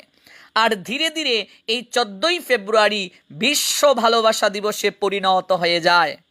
মূল ইতিহাস অনেকেই না জেনে তরুণ প্রজন্ম 14ই ফেব্রুয়ারিকে প্রেয়স প্রেয়সীর মিলনের দিনে রূপান্তরিত করে ফেলল।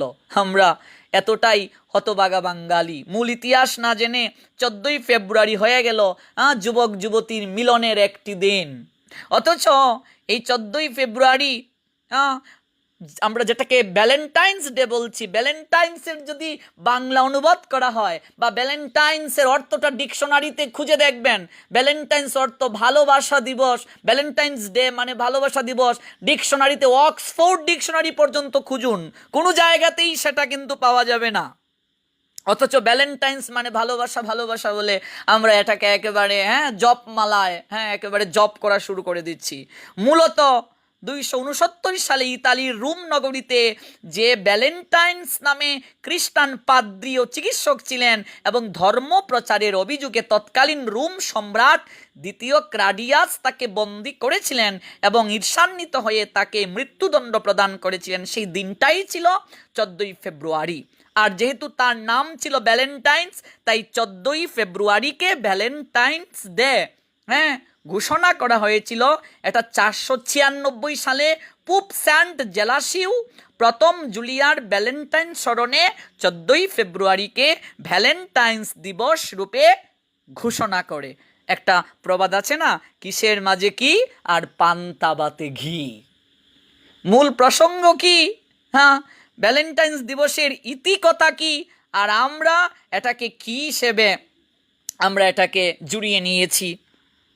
ভালোবাসা আদান এবং ভালোবাসা প্রদানের কি আবার দিবসের প্রয়োজন আছে নাকি? আপনারা কি বলেন ভক্তবৃন্দ? ভালোবাসাটা একটা স্বর্গীয় প্রভাব, যা কাউকে দেখানো যায় না, বোঝানো যায় না, শুধু হৃদয়ে দিয়ে অনুভব করা যায়। ভালোবাসার কোনো পরিমাপ নেই, নেই কোনো মাপকাঠি। অথচ তরুণ প্রজন্মকে বলতে শুনি কত মন মাতানো গীত, কত ইমোশনাল ব্ল্যাকমেইল করার ডায়লগ। তরুণ প্রজন্মকে যখন এইগুলো বলতে শুনি, আমার অনেক সময় হাসিও পায়, আবার কষ্টও হয় তাদের জন্য। প্রকৃত ভালোবাসার উৎসকে বলে তরুণ তরুণীরা তাদের মূল্যবান সময়টা কিভাবে নষ্ট করছে। আমরা জড় জগতে যাকে ভালোবাসা বলছি, তা কেবল মাত্র চাওয়া পাওয়ার হিসাব নিকাশ। জড় জগতের ভালোবাসা কেবল কামনা দ্বারা পর্যবসিত। জড় জগতের ভালোবাসার স্বরূপ কেবল ভোগের মধ্যে সীমাবদ্ধ। একটু একটু চমৎকার একটা দৃষ্টান্ত বলি, মনোযোগ দিয়ে শ্রবণ করুন। জড় জগতের ভালোবাসাটা ঠিক রবি ঠাকুরের আর্তনাদ দিয়ে শুরু হয়। আমারও পরানো যাহা চায়, তুমি তাই গো। শুরুটা ঠিক এইরকমই হয়। তারপর যখন আর্তনাদটা একটু বৃদ্ধি হয়, ঠিক এইরকম, আমি যাহা চাই তাই যেন পাই গো, আমি যাহা চাই তাই যেন পাই। চাওয়াটা শুরু হয়ে গেল, এবার তো স্বপ্ন দেখার পালা। মান্না দে স্বপ্ন দেখার অভিব্যক্তি প্রকাশ করলেন, সজনী গো তুমি রজনীকে বলো সে যেন ভুর না হয়। তো মান্না দে স্বপ্ন দেখালেন, সজনী তুমি রজনীকে বলিও সে যেন ভুর না হয়। তো মাঝে মাঝে অভিমান, আবার কখনো বা ভোগের পর অতৃপ্তির কারণে কিংবা পরিবেশ পরিস্থিতিতে দূরে থাকা, এক সময় যোগাযোগ বন্ধ। তো মান্না দে আবার আমাদের হয়ে গান গাইলেন, খুব জানতে ইচ্ছে করে তুমি কি সেই আগের মতোই আছো নাকি অনেকখানি বদলে গেছো। জড় জগতের ভালোবাসার স্বরূপটা আমি একটু উন্মোচন করার চেষ্টা করছি। তো বিরহ বেদনা কিংবা ভোগের পর অতৃপ্তি, অতৃপ্তির কারণে অবহেলা, কিংবা অনেকেই যখন ভোগ করে ফেললো, একটু কুমকুম কুলুকুলু হয়ে গেল, আর ভালো লাগে না, তাই নতুনকে বরণ করার পুনরায় অভিনয়। আর এই নতুনকে বরণ করার পুনরায় অভিনয় এবং বিরহ বেদনা হৃদয়ের আর্তনাদটাকে অবলোকন করে আমাদের মমতাজ আন্টিও সুযোগে সদ্ব্যবহার করলেন। ফাইটটা যায়, বুকটা ফাইটটা যায়, বন্ধু যখন বউ লইয়া আমার বাড়ির সামনে দিয়া রঙ্গ কইরা হাইটটা যায়, বুকটা ফাইটটা যায়। মমতাজ আন্টি সুযোগে সদ্ব্যবহার করলেন। আর মমতাজ আন্টির গানের সুরে তখন মনের মাঝে কামের পাহাড়টাও কিছুটা সময়ের জন্য হাইট্যা যায়। এই হলো জড়জগতের ভালোবাসার স্বরূপ। ধ্বংস হয়ে যায় সব কিছু, কিন্তু কিছুদিন পর বেহায়া মন আবার স্বপ্ন দেখতে শুরু করে। কিন্তু এই স্বপ্ন পূর্ণরূপে আমাদের সুখ প্রদান করতে পারে না। কষ্ট পেয়ে যুবক যুবতী কিছুদিন বলে, আর কাউকে ভালোবাসবো না, আর কাউকে ভালোবাসবো না। জানিস রে ভালোবাসায় কত কষ্ট, কেন যে এই কাজটা করেছিলাম। তো দুদিন পর আবার স্বপ্ন দেখা শুরু হয়ে যায়, কিন্তু এই স্বপ্নও পূর্ণরূপে আমাদের সুখ প্রদান করতে পারে না। কেউ কেউ স্বপ্ন দেখে, আবার কেউ কেউ সিগারেট, মদ, গাঁজা, আফিং, আবার কেউ কেউ লুহা পুড়ে হাতের মাঝে নাম লিখে, রূপালী, কাকলি, চৈতালি, বৈশাখী, বৈখালি, আরও যে কত নানান রং বেরঙ্গের নাম। তারপর আবার ফেসবুকে নানানভাবে পোস্ট করা হয়। তো আবার কেউ কেউ স্বপ্ন দেখে, কারো জীবন এইভাবেই ধ্বংস হয়ে যায়। কিন্তু মনে রাখতে হবে, এই অতৃপ্ততা আমাদের কখনো শান্তির বাড়িতে স্নাত করতে পারে না পরম আনন্দের সঙ্গে মিতালি গড়িয়ে দিতে। কারণ প্রকৃত ভালোবাসার উৎসকে ভুলে যদি কেউ অনিত্য ভালোবাসার পাথারে ডুবতে চায়, তাহলে মরীচিকার অতৃপ্তি ছাড়া আর কিছুই প্রাপ্তি থাকে না। শাস্ত্র আমাদের বলছেন, আত্মেন্দ্রিয় প্রীতিবাঞ্ছা তারে বলে কাম, আর কৃষ্ণেন্দ্রিয় প্রীতিবাঞ্ছা ধরে প্রেম নাম। ভগবানকে বাদ দিয়ে কেবল নিজের ইন্দ্রিয় তৃপ্তির নেশায় মশগুল থেকে যে সম্পর্কে আসীন, তা কখনো প্রেম কিংবা ভালোবাসা বলে গণ্য নয়, তা কেবল কামেরই পরিচায়ক।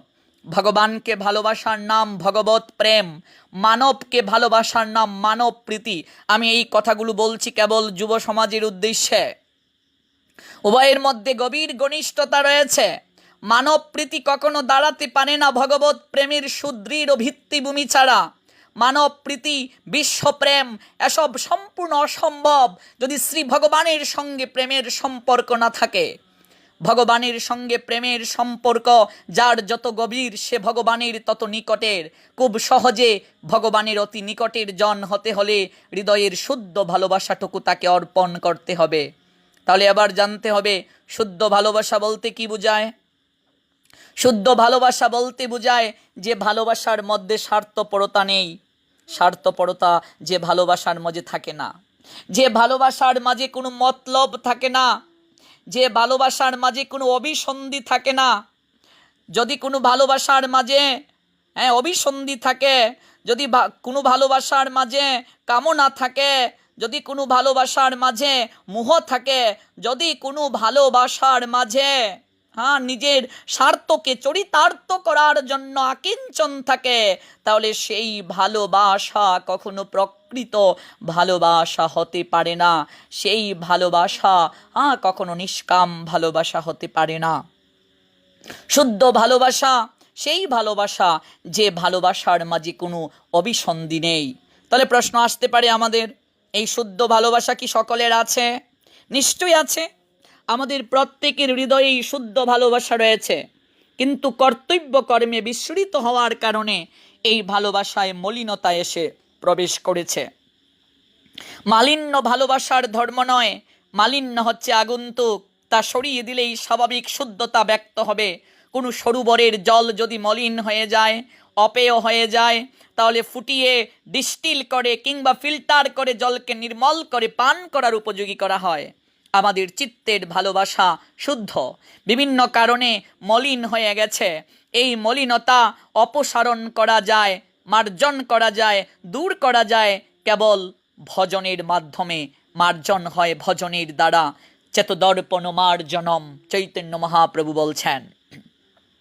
ভজনের দ্বারা সুমার্জিত হলে সকলের হৃদয়ের ভালোবাসা শুদ্ধ হয়। এই ভালোবাসা যদি ভগবানকে দান করা যায়, আমাদের সমস্ত ত্রিতাপ দুঃখের সমাপ্তি ঘটবে। শুদ্ধ ভালোবাসার বন্ধনে সরৈশ্বর্যময় ভগবান আত্মবিস্মৃত হয়ে যান। তিনি কত বড়, অথচ ভালোবাসার শক্তিতে তিনি কত ছোট হয়ে যান। মুনি ঋষিগণ সহজে যে ভগবানকে ধ্যানে পর্যন্ত উপলব্ধি করতে পারে না, সেই ভগবানকে ব্রজের এক গোয়ালিনী দড়ি দ্বারা বাঁধতে সমর্থ হয়েছেন। আমরা বিগত দিনগুলোতে লাইভে এই কথাগুলো শ্রবণ করেছি। এটি হচ্ছে ভালোবাসার মাধুর্য। এই ভালোবাসার মাধুর্য জগতের বুকে প্রদর্শন করার মনোরথে এবং নিজে আস্বাদন করে জগৎবাসীকে আস্বাদন করার জন্য স্বয়ং ভগবান জগতের বুকে আবির্ভূত হন। তাই আমরা বিশেষ করে তরুণ সমাজ, যুব সমাজ প্রকৃত ভালোবাসাটাকে ভুলে ভালোবাসা দিবসের নামে যে নোংরামি করে চলছি আমরা, যে দেহ ভোগ করার অপচিন্তায় অপভাবনায় আছি, তা সত্যিই লজ্জাজনক। আরেকটা কথা মনে রাখতে হবে, এই কুপথে কুভাবনায় কখনো পরম প্রশান্তি লাভ করা যায় না। এই ভালোবাসাকে ব্রজগোপীগণ বললেন কি, হেতুজ প্রীতি, অর্থাৎ যে প্রীতি বিনাশ হয়ে যায়। এবং কয়েকটা দৃষ্টান্ত স্থাপন করছেন, দৃষ্টান্ত দেখাচ্ছেন উদ্ধবকে। ভ্রমরগুলি ফুলকে ভালোবাসে, কত গুণ গায়, কত মুখে চুম্বন করে, কিন্তু ওই প্রীতি দীর্ঘস্থায়ী নয়। যখন ফুলের মধু শুকিয়ে যায়, তখন কি আর ভ্রমর আসে? আমাদের ভালোবাসাটাও তো ঠিক সেই রকমই। এখন রূপ যৌবন আছে, কত মন মাতানো গীত গাই, তুমি চাইলে ঢাকা শহরে করব ধানের চাষ। বাপের জীবনে ঢাকা শহরে ধানের চাষ করা যাবে? কিন্তু আমরা কত ডায়লগ বলি প্রেয়সীকে, তুমি চাইলে বুড়ি গঙ্গার তীরে করব খেলার মাঠ। বাহ, কি প্রেমিক! তুমি চাইলে 7টি সাগর 13 নদী দেব পারি, তুমি চাইলে ধরতে পারি মরণপণ বাজি। বলো ভালোবাসবে কিনা বলো। বাহ, তুমি আমায় কত ভালোবাসো গো, আই লাভ ইউ টু। সঙ্গে সঙ্গে হয়ে গেল। তারপর একটু রোমান্স, তারপর একটু ভিডিওতে চিত্র ধারণ হলো, কয়েকদিন পর ফেসবুকে ভাইরাল। তারপর বিষ খাওয়া ছাড়া, সুসাইড করা ছাড়া আর কোনো উপায় নেই, আমার জীবন শেষ, আর কিচ্ছু জীবনের বাকি নেই। সখীরে আমি মরতে পারলেই বাঁচি। এটা হচ্ছে হেতুজ প্রীতি। ভ্রমরগুলি ফুলকে ভালোবাসে, কত গুণ গায়, হ্যাঁ, কত চুমু খায়, কিন্তু মধু শুকিয়ে গেলে আর ভ্রমরকে খুঁজে পাওয়া যায় না। বসন্তের কোকিল বসন্তেই কেবল গান গায়, শীতে তাকে পাওয়া যায় না, বর্ষায় তাকে পাওয়া যায় না। ওই সকল প্রেমিক ভণ্ড, ওরা শুকের পায়রার মতো, ওরা দুধের মাছির মতো। তাই যুব সমাজ, জেগে উঠো, উঠো, জাগো, নিজে পরিবর্তন হও এবং উপলব্ধি করো, নিজের স্বরূপকে জানার চেষ্টা করো। এই রকম আবেগের সাগরে গা ভাসিয়ে দিও না, এই রকম কামনার উত্তাল তরঙ্গে নিজের যৌবন শক্তিকে নষ্ট করো না। ব্রজগোপীগণ আজকে সেই সমস্ত দৃষ্টান্ত উপস্থাপন করছেন, বলছেন কি চমৎকার। কামুক পুরুষ রমণীদের উপর প্রীতির অভিনয় করে স্বার্থ সিদ্ধির জন্য। স্বার্থটি সিদ্ধ হওয়ার সঙ্গে সঙ্গে প্রীতির পাত্রের প্রতি অনাদর দৃষ্ট হয়। পুংবি স্ত্রীষু কৃতা যদ্দৎ সুমনস্পীব শত পদৈহ। কিংবা গণিকাগণ, গণিকাকে যারা দেহ ব্যবসা করে, এই গণিকা মানে পতিতা, গণিকাগণ ধনী যুবকদের প্রতি খুবই আকর্ষণ দেখায়। কিন্তু এই আকর্ষণটা কতদিন থাকে? যতদিন ধন আছে। ধন ফুরিয়ে গেলে প্রীতির নাশ ঘটে। প্রীতির কারণই ছিল ধন প্রাপ্তি। স্বার্থ নিয়ে তারা প্রীতির অভিনয়ে করেছিল, তাই ধন শেষ, প্রীতিও শেষ। কিংবা প্রজারা রাজাকে ভালোবাসে, তার কারণ কি? তার পিছনে কারণ আছে, হ্যাঁ, তার মূলেও কিন্তু উপাধি আছে। রাজা প্রজাপুঞ্জের কল্যাণ করবেন, এটাই তার মূল কারণ। রাজারা যখন প্রজা পালনের শক্তি হারিয়ে ফেলে, রাজার যখন প্রজা পালনের শক্তি থাকে না, বা থাকলেও প্রজার মঙ্গল কাজে যখন উদাসীন থাকে, পরম রাজভক্ত প্রজারাও তখন বিদ্রোহ সৃষ্টি করে রাজার বিরুদ্ধে। কল্যাণ পাবে এই স্বার্থে, এই উপাধির উপরে রাজা প্রজার একটা ভালোবাসা স্থাপিত ছিল। হেতু নাশে প্রীতি নাশ অবশ্য বাম্বি অকল্পং নৃপতিং প্রজাহ। কিংবা বিদ্যার্থী ছাত্রগণ শিক্ষককে ততদিনই ভালোবাসে যতদিন পর্যন্ত নিজের বিদ্যা অর্জন কার্য পরিসমাপ্ত না হয়। অধ্যয়ন যখন শেষ হয়ে যায় তখন আর ছাত্ররা কখনো অধ্যাপকের অনুসন্ধান করে না। বিদ্যা অধ্যয়ন স্বরূপ স্বার্থ উপাধি নিয়েই ছাত্রগণ অধ্যাপককে প্রীতি করত। তার অভাবে প্রীতি থাকবে কি রূপে? কারণ অধীত বিদ্যা আচার্যম। এমনকি পুরোহিতেরা, ব্রাহ্মণরা যজমানের প্রতি ভালোবাসা প্রদর্শন করে ততক্ষণই যতক্ষণ যজমান দক্ষিণাদি দান করে। ঋত্বিজু দত্ত দস্কিনম। পুরোহিতের ভালোবাসার একটা হেতু আছে, একটা কারণ আছে। কারণটা কি? দক্ষিণা লাভ করা। সেটি যখন ফুরিয়ে যায়, প্রীতির স্থিতি কি অবলম্বনে হবে? তখন কিন্তু প্রীতির স্থিতি কমে যায়। এমনকি দেখবে ভক্তবৃন্দ পক্ষীকুল বৃক্ষকে ভালোবাসে, দলে দলে এসে তার উপর বসে, শাখায় শাখায় বসে, হ্যাঁ, কি করে বিশ্রাম নেয়। কিন্তু কতদিন? যতদিন ফলবান থাকে বৃক্ষটা। ফল যখন ফুরিয়ে যায় আর পাখিকে কখনো আমরা বসতে দেখি নাই বৃক্ষের উপরে। আজকে উপাধি ছিল, ফল বুগের পরিবেশ ছিল, ফল গেল, তাই প্রীতির অভিনয় গেল। বাহ! ঋঘা বিত ফলং বৃক্ষং। পথিকেরা পথ চলতে চলতে গৃহীর গৃহে অতিথি হয়। সেই গৃহীর প্রতি ততক্ষণই তাদের আদর প্রদর্শন থাকে যতক্ষণ তাদের ভোজনরূপ কার্যটি নিষ্পন্ন না হয়। ভোজনরূপ স্বার্থ যখন শেষ হয়ে যায় তখন গৃহীর প্রতি অতিথির প্রীতি কি থাকে? হ্রাস পেয়ে যায়। ভোজন সম্পন্ন হয়ে গেলে আর আদর কেন করবে? ভুক্তা চাতিথয় গৃহম। এমনকি দেখবে হরিণ বনের প্রতি প্রীতি প্রদর্শন করে। যতক্ষণ বনটি দাবানলে পুড়ে না যায়, দাবানলে দগ্ধ হলে বনের প্রতি হরিণের আর আদর থাকে না। কারণ অরণ্যে বাস রূপ স্বার্থ উপাধি নিয়েই মৃগগণের বনের প্রতি ভালোবাসা ছিল। আর এই ভার্চুয়াল জগতে ভালোবাসা তো সম্পূর্ণটাই স্বার্থ।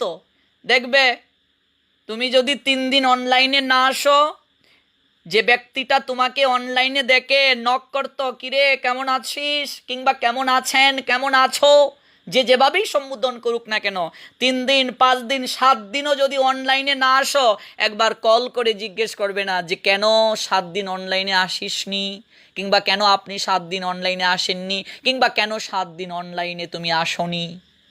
হ্যাঁ, যতক্ষণ সামনে দেখছে ততক্ষণই চ্যাটিং ফিটিং। হ্যাঁ, যখন অনলাইনে আসবে না তখন কোনো খবর নেই। হ্যাঁ, তার মানে এইখানে কি কারণ, স্বার্থ কি? Time pass. লাইনে দেখেছে টাইম পাস করছে, লাইনে নেই, ওনার টাইম পাস করার, আরেকজনকে দেখছে আরেকজনের সঙ্গে টাইম পাস করছে। তাই যুব সমাজকে বলছি, চালাক হতে হয়, চালাক হয়ে চলতে হবে, নতুবা পদে পদে ঠকতে হবে, নীরবে নিবৃতে অশ্রু বিসর্জন করতে হবে। আজকে যে প্রীতি নষ্ট হয়ে যায় সেই প্রীতির কিছু দৃষ্টান্ত দিচ্ছেন ব্রজগোপীগণ। বলছেন উদ্ধব মহারাজকে, পক্ষিকুল বৃক্ষকে ভালোবাসে, দলে দলে এসে বসে তার শাখায়, কিন্তু কতদিন, যতদিন ফলবান থাকে বৃক্ষটা, ফল ফুরিয়ে গেলে আর পাখিরা আসে না। এমনকি বনের হরিণ বনের প্রতি প্রীতি প্রদর্শন করে, কিন্তু বন দাবানলে পুড়ে গেলে আর কখনো আসে না। কিংবা অরণ্যে বাসরূপ মৃগগণ বনের প্রতি ভালোবাসার কারণেই তো আসা যাওয়া করে, কিন্তু বন না থাকলে তারা আসবে কিভাবে? এই জন্য বলছেন দগ্ধং মৃগাস্ত তারণ্যম, যারা যার তারা পর রমণীকে ভোগ করেই ত্যাগ করে। যারা কামুক তারা পরের রমণীকে ভোগ করেই ত্যাগ করে, সাময়িক কেবল প্রীতির কৃত্রিম অভিনয় করে, বস্তুত প্রীতির সৃষ্টি সেখানে হয় না। ভোগরূপ উপাধি হেতুই মিলন, তদ্ভাবে পরিত্যাগ, এই সকল সহই তুকি সকই তব, সুপাদিক প্রীতির কথা। উদ্ধব, এতক্ষণ যে কথাগুলো তোমাকে বললাম, এই প্রীতি বিনাশ্য, কিন্তু তোমার প্রভুকে আমরা যে প্রীতি করেছিলাম, যে ভালোবাসা দিয়েছিলাম, তাতে তো কোনো দিনই আমাদের প্রয়োজন সিদ্ধির অভিসন্ধি ছিল না। আমরা তো কেবল মনে প্রাণেই তাকে ভালোবেসেছিলাম, আমরা তো কিছু চাইনি তার কাছে, আর সেও যে আমাদেরকে ভালোবেসেছিল। কোনো প্রয়োজন সাধনের মতলব কখনো তার মাঝে লক্ষ্য করি নাই।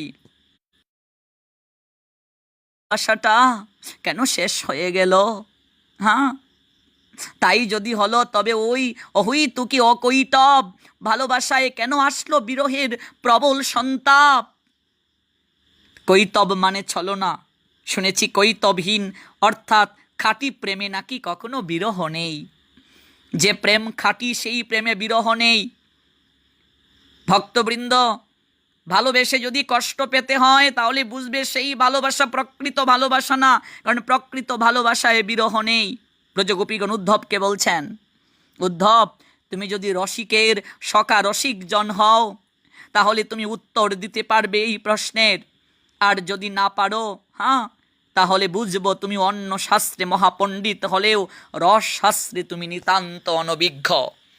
আমরা শুনেছি তুমি নাকি মহাপণ্ডিত, এবং মথুরার মাঝে তুমি নাকি শ্রেষ্ঠ পণ্ডিত, তুমি নাকি সেই তোমার সেই যদুনাথের যদুপতির সবচেয়ে কাছের জন। তাহলে তোমাকে যে প্রশ্নটা করলাম তুমি উত্তর প্রদান করো। আমরা যদি তাকে স্বার্থহীনভাবে ভালোবেসে থাকি, এবং সেও যদি আমাদের স্বার্থহীনভাবে ভালোবেসে থাকে, কারণ তোমাকে তো বললাম আমাদের ভালোবাসার মাঝে কোনো অভিসন্ধি ছিল না, এমনকি তার প্রীতি প্রদর্শনের মাঝেও কোনো অভিসন্ধি ছিল না, তাহলে আমাদের ভালোবাসায় কেন বিরহ নেমে আসলো? উদ্ধব, তুমি তো রসিকের সখা, তুমি তো রসিক জন, তাহলে তুমি বলো, তুমি উত্তর প্রদান করো। আর যদি তুমি উত্তর প্রদান করতে না পারো তাহলে বুঝবো তুমি অন্য শাস্ত্রে মহাপণ্ডিত হতে পারো, জগৎ জীবকে তুমি বুঝাতে পারো, বিশ্বজনকে তুমি বুঝাতে পারো, কিন্তু রসের শাস্ত্রে তুমি অভিজ্ঞ, একেবারে অভিজ্ঞ নও। তুমি রসের শাস্ত্রে, রস শাস্ত্রে তুমি একেবারে অভিজ্ঞ নও, তুমি অনভিজ্ঞ, তুমি মূর্খ।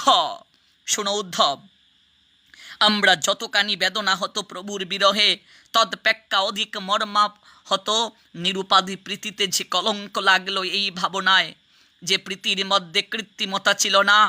এইটুকু তাতে কেন ঘটিল এমন দুরন্ত বিরহ?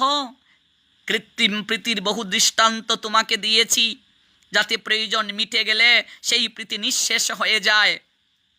আজ আমাদের প্রীতিও যখন ফুরিয়ে গেল, তখন এই প্রীতিও তো কৃত্রিম প্রীতিরই একটি নিদর্শন।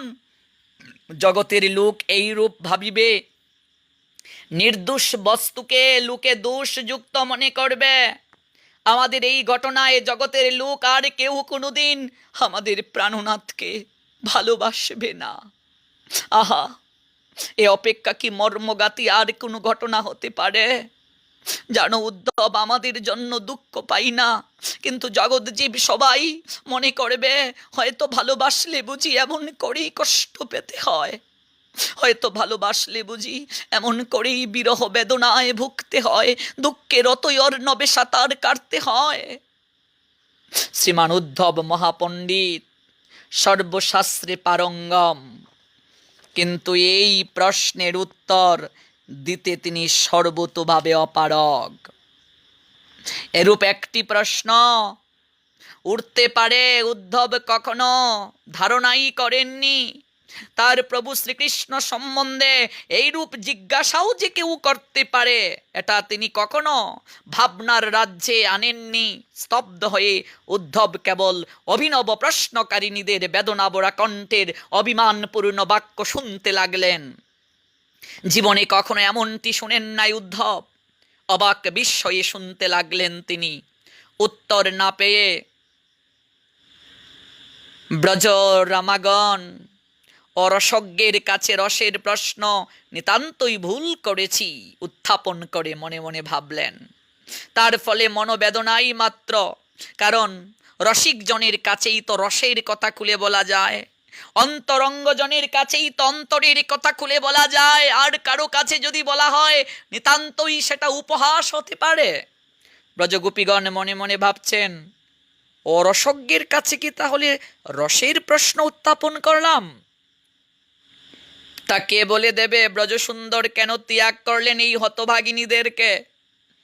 এই কথা বলতে বলতে তাদের মনপ্রাণ দেহের সমস্ত ইন্দ্রিয়গুলি বৃত্তিগুলি কৃষ্ণ ভাবনাময় হয়ে গেল। ভালো মন্দ অনুসন্ধান করার সামর্থ্য আর তাদের রইল না। ভাগবতের দশম স্কন্দের 47তম অধ্যায়ের 9 নং শ্লোকে বলা হয়েছে, ইতি গুপ্পাহি গোবিন্দে গতবাক কায়ে মানসাহ কৃষ্ণ দূতে সমায়াতে উদ্ধবে ত্যক্ত লৌকিকাহ। ভাগবতের দশম স্কন্দের 47তম অধ্যায়ের 9 নং শ্লোকে বলা হয়েছে, নামটি যার কৃষ্ণ, স্থাবর জঙ্গম নরনারী সবাইকে আকর্ষণ করাই যার স্বভাব, সেই কৃষ্ণের দূত উদ্ধবকে দর্শন করে গোপীগণ নিরতিশয়ভাবেই কাতর হয়ে পড়লেন। লৌকিক বিচার ব্যবহার ভাবনা তাদের বিন্দুমাত্র রইল না। অপরিচিত বা নূতন পরিচিত বিদেশি উদ্ধবের সম্মুখে তারা নিঃসংকোচে শ্রীকৃষ্ণের সঙ্গে তাদের রহস্যময়ী প্রেমের কথা বলে আকুল ভাবে তারা ক্রন্দন করতে শুরু করলেন। হা কৃষ্ণ, হা ব্রজনাথ, হা গোপী বল্লভ, হা আরতিনাশন, এইরূপ মর্মবেদনা যুক্ত ভাষায় ডাকতে ডাকতে ব্রজরমণীগণ এক পর্যায়ে উঠে দাঁড়ালেন। মথুরার দিকে মুখ করে ঊর্ধ্ববাহু হয়ে তীব্র ব্যথাভরা সুরে বলতে লাগলেন, হে ব্রজপ্রাণ, হে প্রাণনাথ, আমাদের একটিবার এসে দেখে যাও তোমরা, তোমার ব্রজের কি দশা হয়েছে। একটিবার দেখে যাও প্রাণনাথ আমার। বাল্য অবধি আমরা তোমাকে ছাড়া কিচ্ছুটি জানি না। তোমার জন হয়ে আজ ডুবে যাচ্ছি আমরা নিবিড় সুখের গভীর সাগর তলে। একটিবার ব্রজে এসে শ্রীচরণ তরিদানে রক্ষা করো। উচ্চ কণ্ঠে এই রূপ বিলাপে অতিথি উদ্ধব কি মনে করবেন এই লোক অপেক্ষা তাদের এক বিন্দু থাকলো না।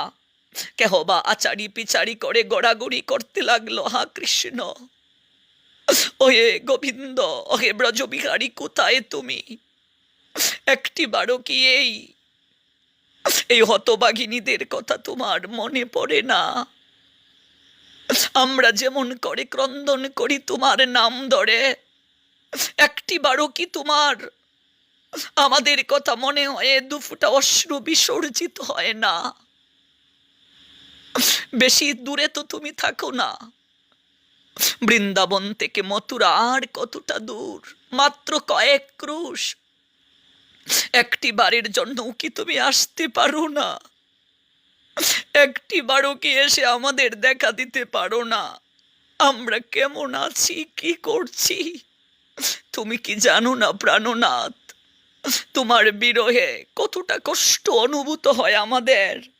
ওহে প্রাণ প্রিয়তম, বাল্যকাল থেকেই তোমাকে ছাড়া কিচ্ছুটি জানি না। তোমাকে ভালোবেসে সবকিছু বিসর্জন দিয়েছি, জাত কুলমান। সবাই আমাদেরকে কলঙ্কিনী বলে ডাকে। তুমি কি জানো না ওহি প্রাণ প্রিয়তম, তোমার কি একটি বারের জন্য আমাদের কথা মনে হয় না? প্রাণ প্রিয়তম শ্রীকৃষ্ণের বাল্যবেলার মধুর লীলা সকল স্মরণ করে বর্ণনা করতে করতে কেহবা ব্রজগোপীগণের মাঝে আচারি পিচারি করে গড়াগড়ি করতে লাগলেন। তাদের সঙ্গে শ্রীকৃষ্ণের মধুকৈশোরের যে সকল মাধুর্যময় খেলা একের পর এক তাদের স্মৃতিপথে উদিত হতে লাগলো, তা স্মরণ করে ব্রজবধূগণ উন্মাদিনীর মতো গান করতে লাগলেন। ভাগবতের 10ম স্কন্ধের 47তম অধ্যায়ের 10 নং শ্লোকে শাস্ত্রকার বলছেন, গায়ন্ত প্রিয় কর্মাণি রুদন্তশ্চ গত রিহ তস্য সংস্মৃত্য জানি কৈশোর বাল্যয়ুহ। ভাবাবিষ্ট উন্মাদিনী ব্রজরামাগণের তীব্র ব্যাকুল বড় আরতি শুনতে লাগলেন উদ্ধব মহারাজ। এমন কথা, এমন ব্যথা, এমন রাগিনী, এমন কাহিনী, এমন সকরুণ ভাব, এমন নিদারুণ বাসা শ্রুতিগোচর হয় না কোনোদিন কোনো লোকের। উদ্ধব ধন্য মনে করতে লাগলেন আপনার জীবনকে। অন্তরের গোপনে বলতে লাগলেন, বন্ধে নন্দ ব্রজ স্ত্রী নাম পাদরেণু ম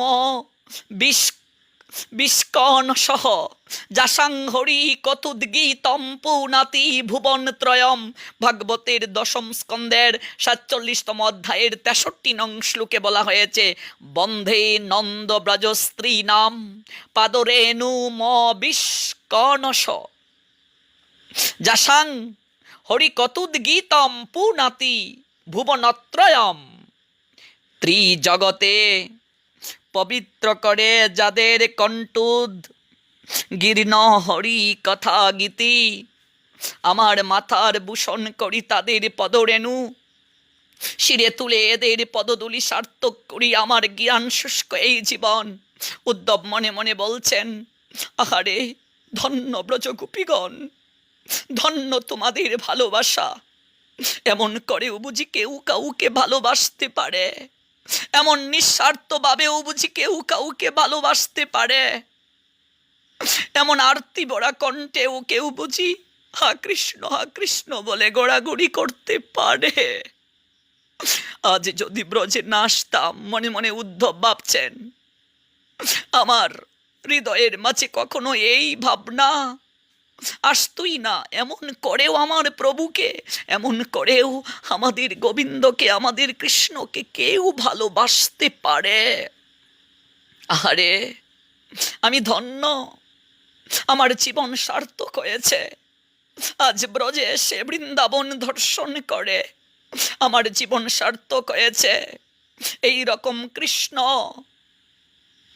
ভাবনায় ভাবিত, কৃষ্ণ রমণে রমিত, এরকম কৃষ্ণ অনুরাগে অনুরাগিনীদেরকে দর্শন করে একটিবার যদি তাদের চরণধূলি আমার মস্তকে লেপন করতে পারতাম, আমার জীবন সার্থক হয়ে যেত। আমার জ্ঞান শুষ্ক জীবন সার্থকতার স্তরে পৌঁছে যেত। একটিবার যদি এরকম কৃষ্ণ ভক্তের চরণ দুলিতে নিজের এই অঙ্গটাকে লেপন করতে পারতাম, একটিবার যদি চরণ জড়িয়ে ধরে আমিও ওদের মতো হা কৃষ্ণ বলে ক্রন্দন করতে পারতাম, আমার এই জীবন সার্থক হয়ে যেত। কৃষ্ণ বলে কাদার মাঝে কত সুখ, কৃষ্ণ বলে নয়ন জলে বাসার মাঝে কত আনন্দ আমি উপলব্ধি করতে পারতাম। একটিবার যদি আমি এই রকম করতে পারতাম। উচ্চেশ্বরে কাঁদতে কাঁদতে গোপীগণ কয়েক পা অগ্রসর হলেন, উদ্ধব অনুগমন করলেন। নিবৃত নিকুঞ্জের অন্তপুরে কৃষ্ণ বিরহের মূর্তিমতি বিগ্রহ এক পড়ে আছেন, অষ্টসখী পরিবৃতা। অন্য সকল সখীগণ এসে তাকে ঘিরে বসলেন। উদ্ধব দেখলেন মধ্যস্থলে এক অনন্য সাধারণ মহাদেবী মূর্তি শায়িত আছেন। সখী অঙ্কে হিমবপ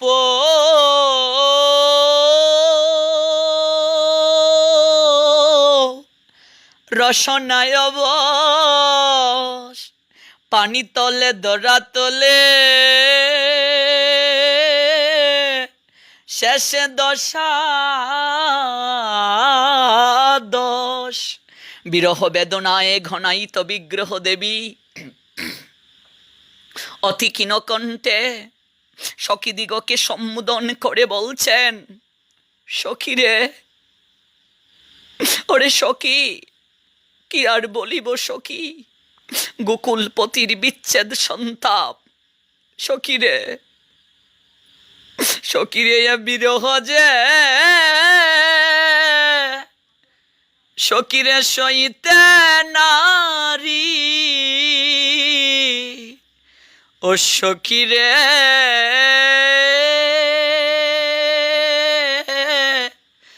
সখীরে আমি কহিতে নারী, আমি সইতে নারী। সখীরে আমি কইতে নারী, আমি সইতে নারী। সখীরে আমি কেমন করে বলি সখী, এ বিচ্ছেদ যে, এ বিচ্ছেদ যে বলা যায় না রে সখী। তীব্র জ্বালা, কালকুট বিষ অপেক্ষা চিত্ত কুবকারী। সখীরে, সর্প যদি দংশন করে এরকম জ্বালা হয় না সখী।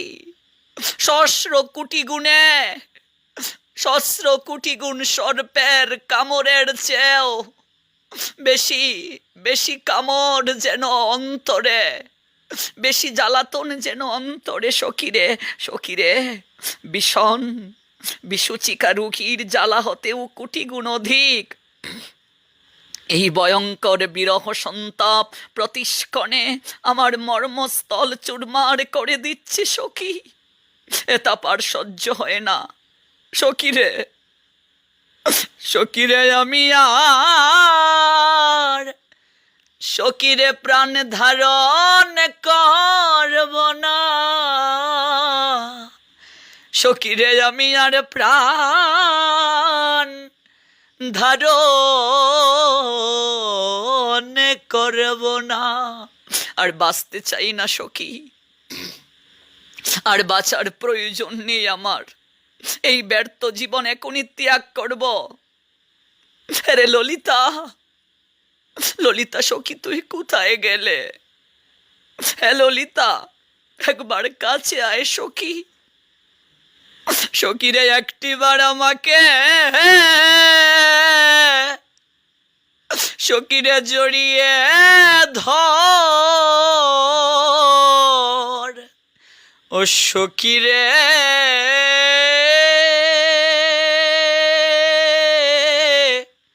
সখীরে একটিবার আমাকে জড়িয়ে ধর, ও সখীরে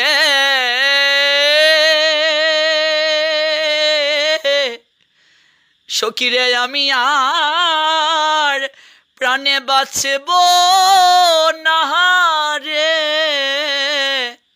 সখীরে আমি আর প্রাণে বাঁচব না রে। কোথায় ললিতা? একবার কাছে আয় সখী, আমাকে একবার জড়িয়ে ধর, আমি আর প্রাণে বাঁচব না। সখী, এ সখী ললিতা, একটিবার কাছে এসে আমায় জড়িয়ে ধর, আর প্রাণে বাঁচব না। ললিতা কাছে এসে বললেন, ওগো রাধে। তার মানে এই যে কুঞ্জবনে সখীদের দ্বারা পরিবেষ্টিতা হয়ে উদ্ধব যে মূর্তিকে দর্শন করেছিলেন, যে আভা নির্গত হয়েছিল শরীর থেকে, উনি হলেন কৃষ্ণ প্রেমাঙ্গিনী শ্রীমতী রাইধনী, ব্রজের ঈশ্বরী রাধে, ব্রজের ঈশ্বরী আমার শ্রীমতী রাধা রানী। ওই রাধা রানী বিরহে কাতর হয়ে সখীদেরকে ডাকছেন, হেরে ললিতা কোথায়, কোথায় আমার প্রাণের সখী, আমার মরম সখী ললিতে, কাছে আয়। সখীরে আমি আর প্রাণে আমি বাঁচব না রে। ললিতা কাছে এসে বলছে, ওগো রাধে, দেহ ত্যাগ করলে কি কৃষ্ণ পাবে? সখী রে, সখী এমন করে তুই কাঁদিস না সখী, সখী রে তুই যদি মরে যাস, সখী রে আমরা কাকে নিয়ে চলবো, কার আশায় বেঁচে থাকবো? ওগো রাইধনী, এমন করে কাঁদিস না সখী, সখী রে তোর মুখ পানে চেয়ে আমরা বেঁচে আছি রে সখী, এই কথা বলিস না সখী। তুই চলে গেলে, তুই মরে গেলে আমরা কি করে থাকবো? তুই যদি এমন করে কাঁদিস সখী, সখী রে আমাদের প্রাণে ধৈর্য, সখী রে মানে না রে, আমাদের প্রাণে ধৈর্য মানে না রে। ওগো রাইধনী, এমন করে বলিস না প্রাণ সখী আমার, আমাদের প্রাণে ধৈর্য মানে না রে সখী। অন্তরটা ঘুমড়ে ঘুমড়ে কেঁদে উঠে, তুই যদি মরে যাস আমরা কি নিয়ে থাকবো? তাছাড়া মরলে তো আর কৃষ্ণ পাওয়া যাবে না। সখী, সখী তুই তুই আর এই কথা বলিস না সখী, এমন করে কাঁদিস না সখী। আমি এসেছি, এসেছি রাধে। ললিতা বলছেন, আমি এসেছি, আমি এসেছি রাধে, এই তো আমি তোর কাছে আসছি, এই তো আমি তোকে জড়িয়ে ধরলাম। সখী রে, তবু এমন করে তুই বলিস না মরার কথা। সখী রে, তোকে ছাড়া আমরা প্রাণ ধারণ করতে পারবো না। ওগো রাইধনে,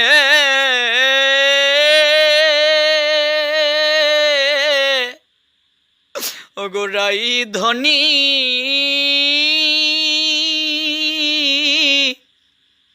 সখী রে এমন করে আরে কাঁদিস না রে, তুই এমন করে আর কাঁদিস না রে। ললিতা শ্রীমতী রাধা রানীকে জড়িয়ে ধরে বলছেন, সখী এই তো আমি, চেয়ে দেখ সখী, আমি এই তো তোর কাছে আছি, তুই এমন করে আর কাঁদিস না। তুই যদি এমন করে কাঁদিস সখী রে, আমরা তো স্থির থাকতে পারবো না। তুই যদি প্রাণ ত্যাগ করিস, আমরা আমরা কি নিয়ে থাকবো? আরে সখী, আরে রাইধনী, তোর মুখের দিকে চেয়ে আমরা সমস্ত দুঃখ ভুলে যাই, আমাদের অন্তরের সমস্ত বিষাদ আমরা ভুলে যাই তোর মুখের দিকে চেয়ে। তুই যদি এমন করিস, আমরা কি করে স্থির থাকবো? তাছাড়া সখী রে, প্রাণ ত্যাগ করলেই কি কৃষ্ণ পাবে? সখী রে, দেহ ত্যাগ করলে কি কৃষ্ণ পাবে? ললিতা বলছেন। আবার শ্রীমতী রাধারানী ললিতার প্রশ্নের উত্তরে কি বললেন? এই কথাটি শুনতে গেলে আমাদেরকে অপেক্ষা করতে হবে আগামীকাল রাত 9টার পূর্ব পর্যন্ত।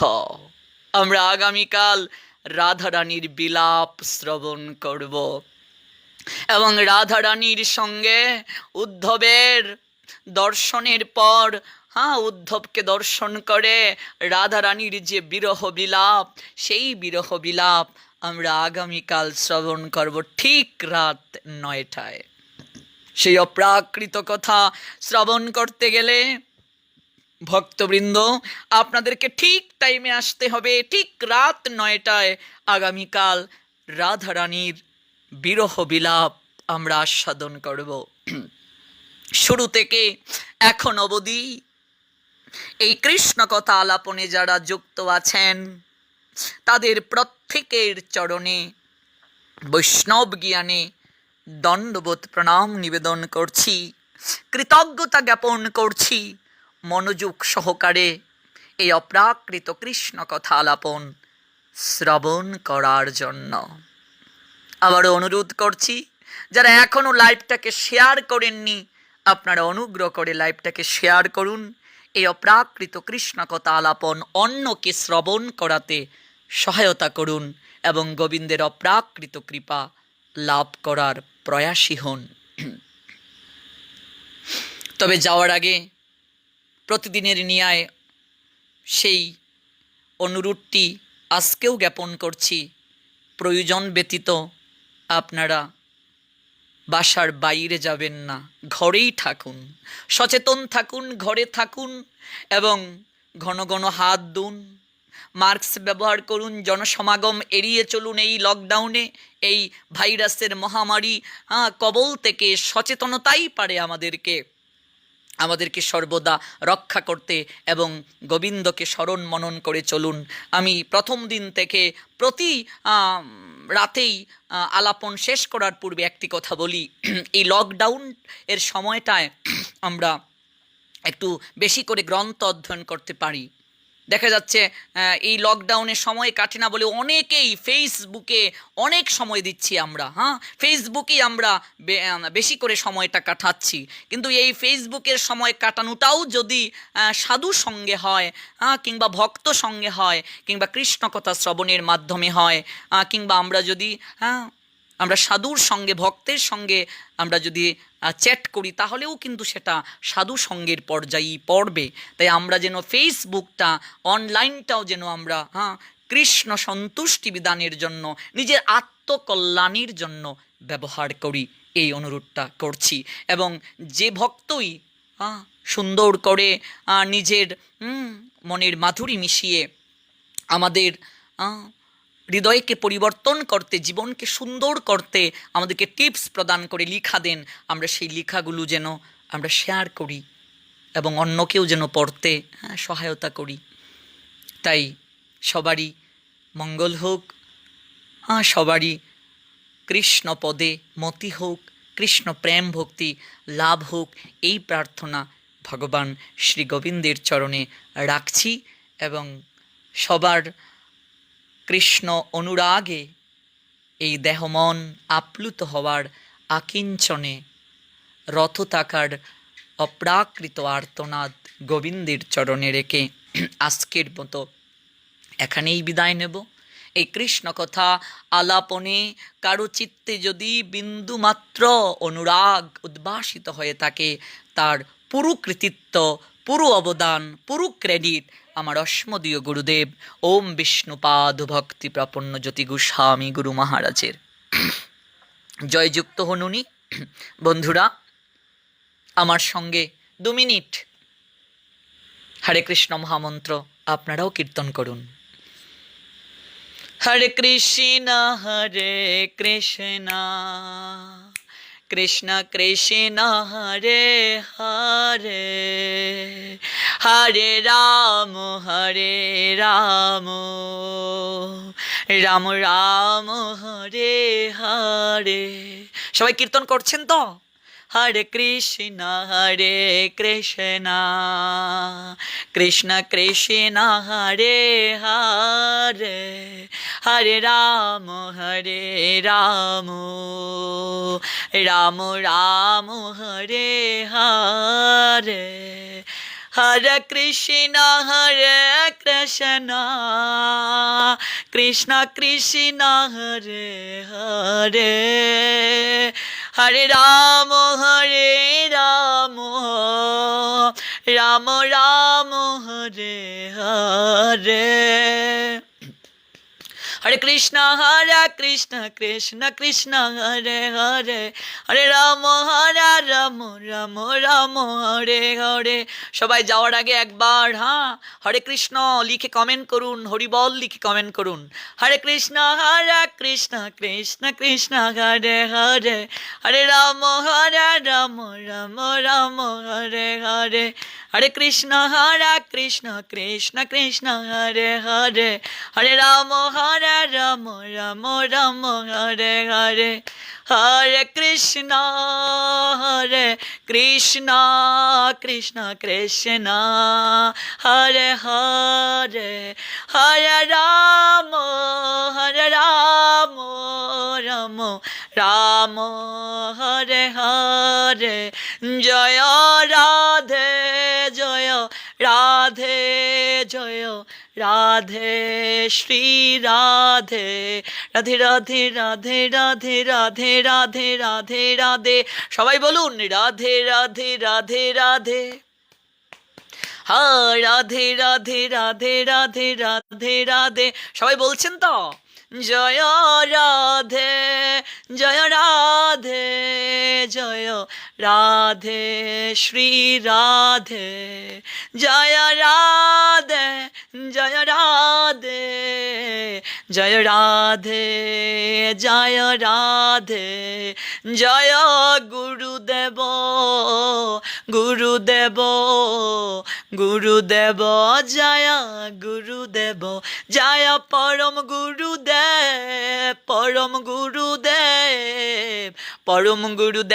জয় পরম গুরুদেব, জয় প্রভুপাদ ভক্তি সিদ্ধান্ত সরস্বতী ঠাকুর প্রভুপাদ, শ্রীল প্রভুপাদ জগদ্গুরু জয় প্রভুপাদ। নিতাই গৌরা হরি বল হরি বল। সবাই বলুন হরি বল হরি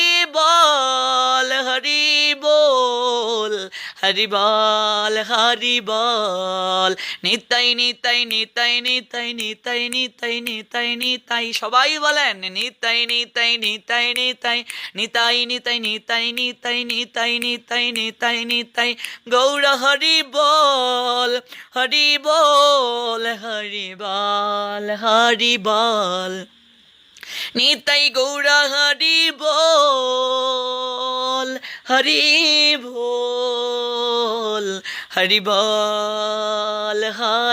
বল নিতাই গৌর হরি বল হরি বল।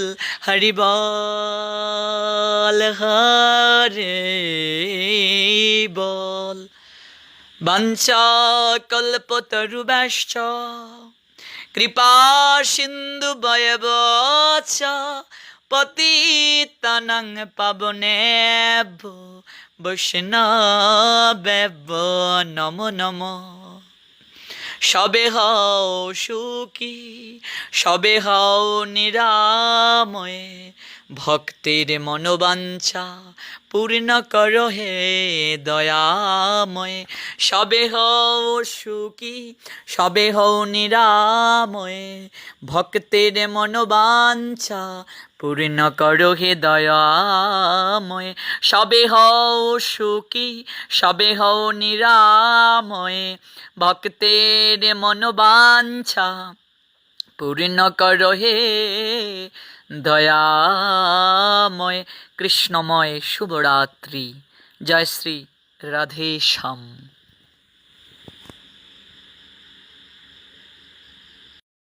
ভিডিওটি আপনার ভালো লাগলে লাইক, কমেন্ট এবং সাবস্ক্রাইব করুন।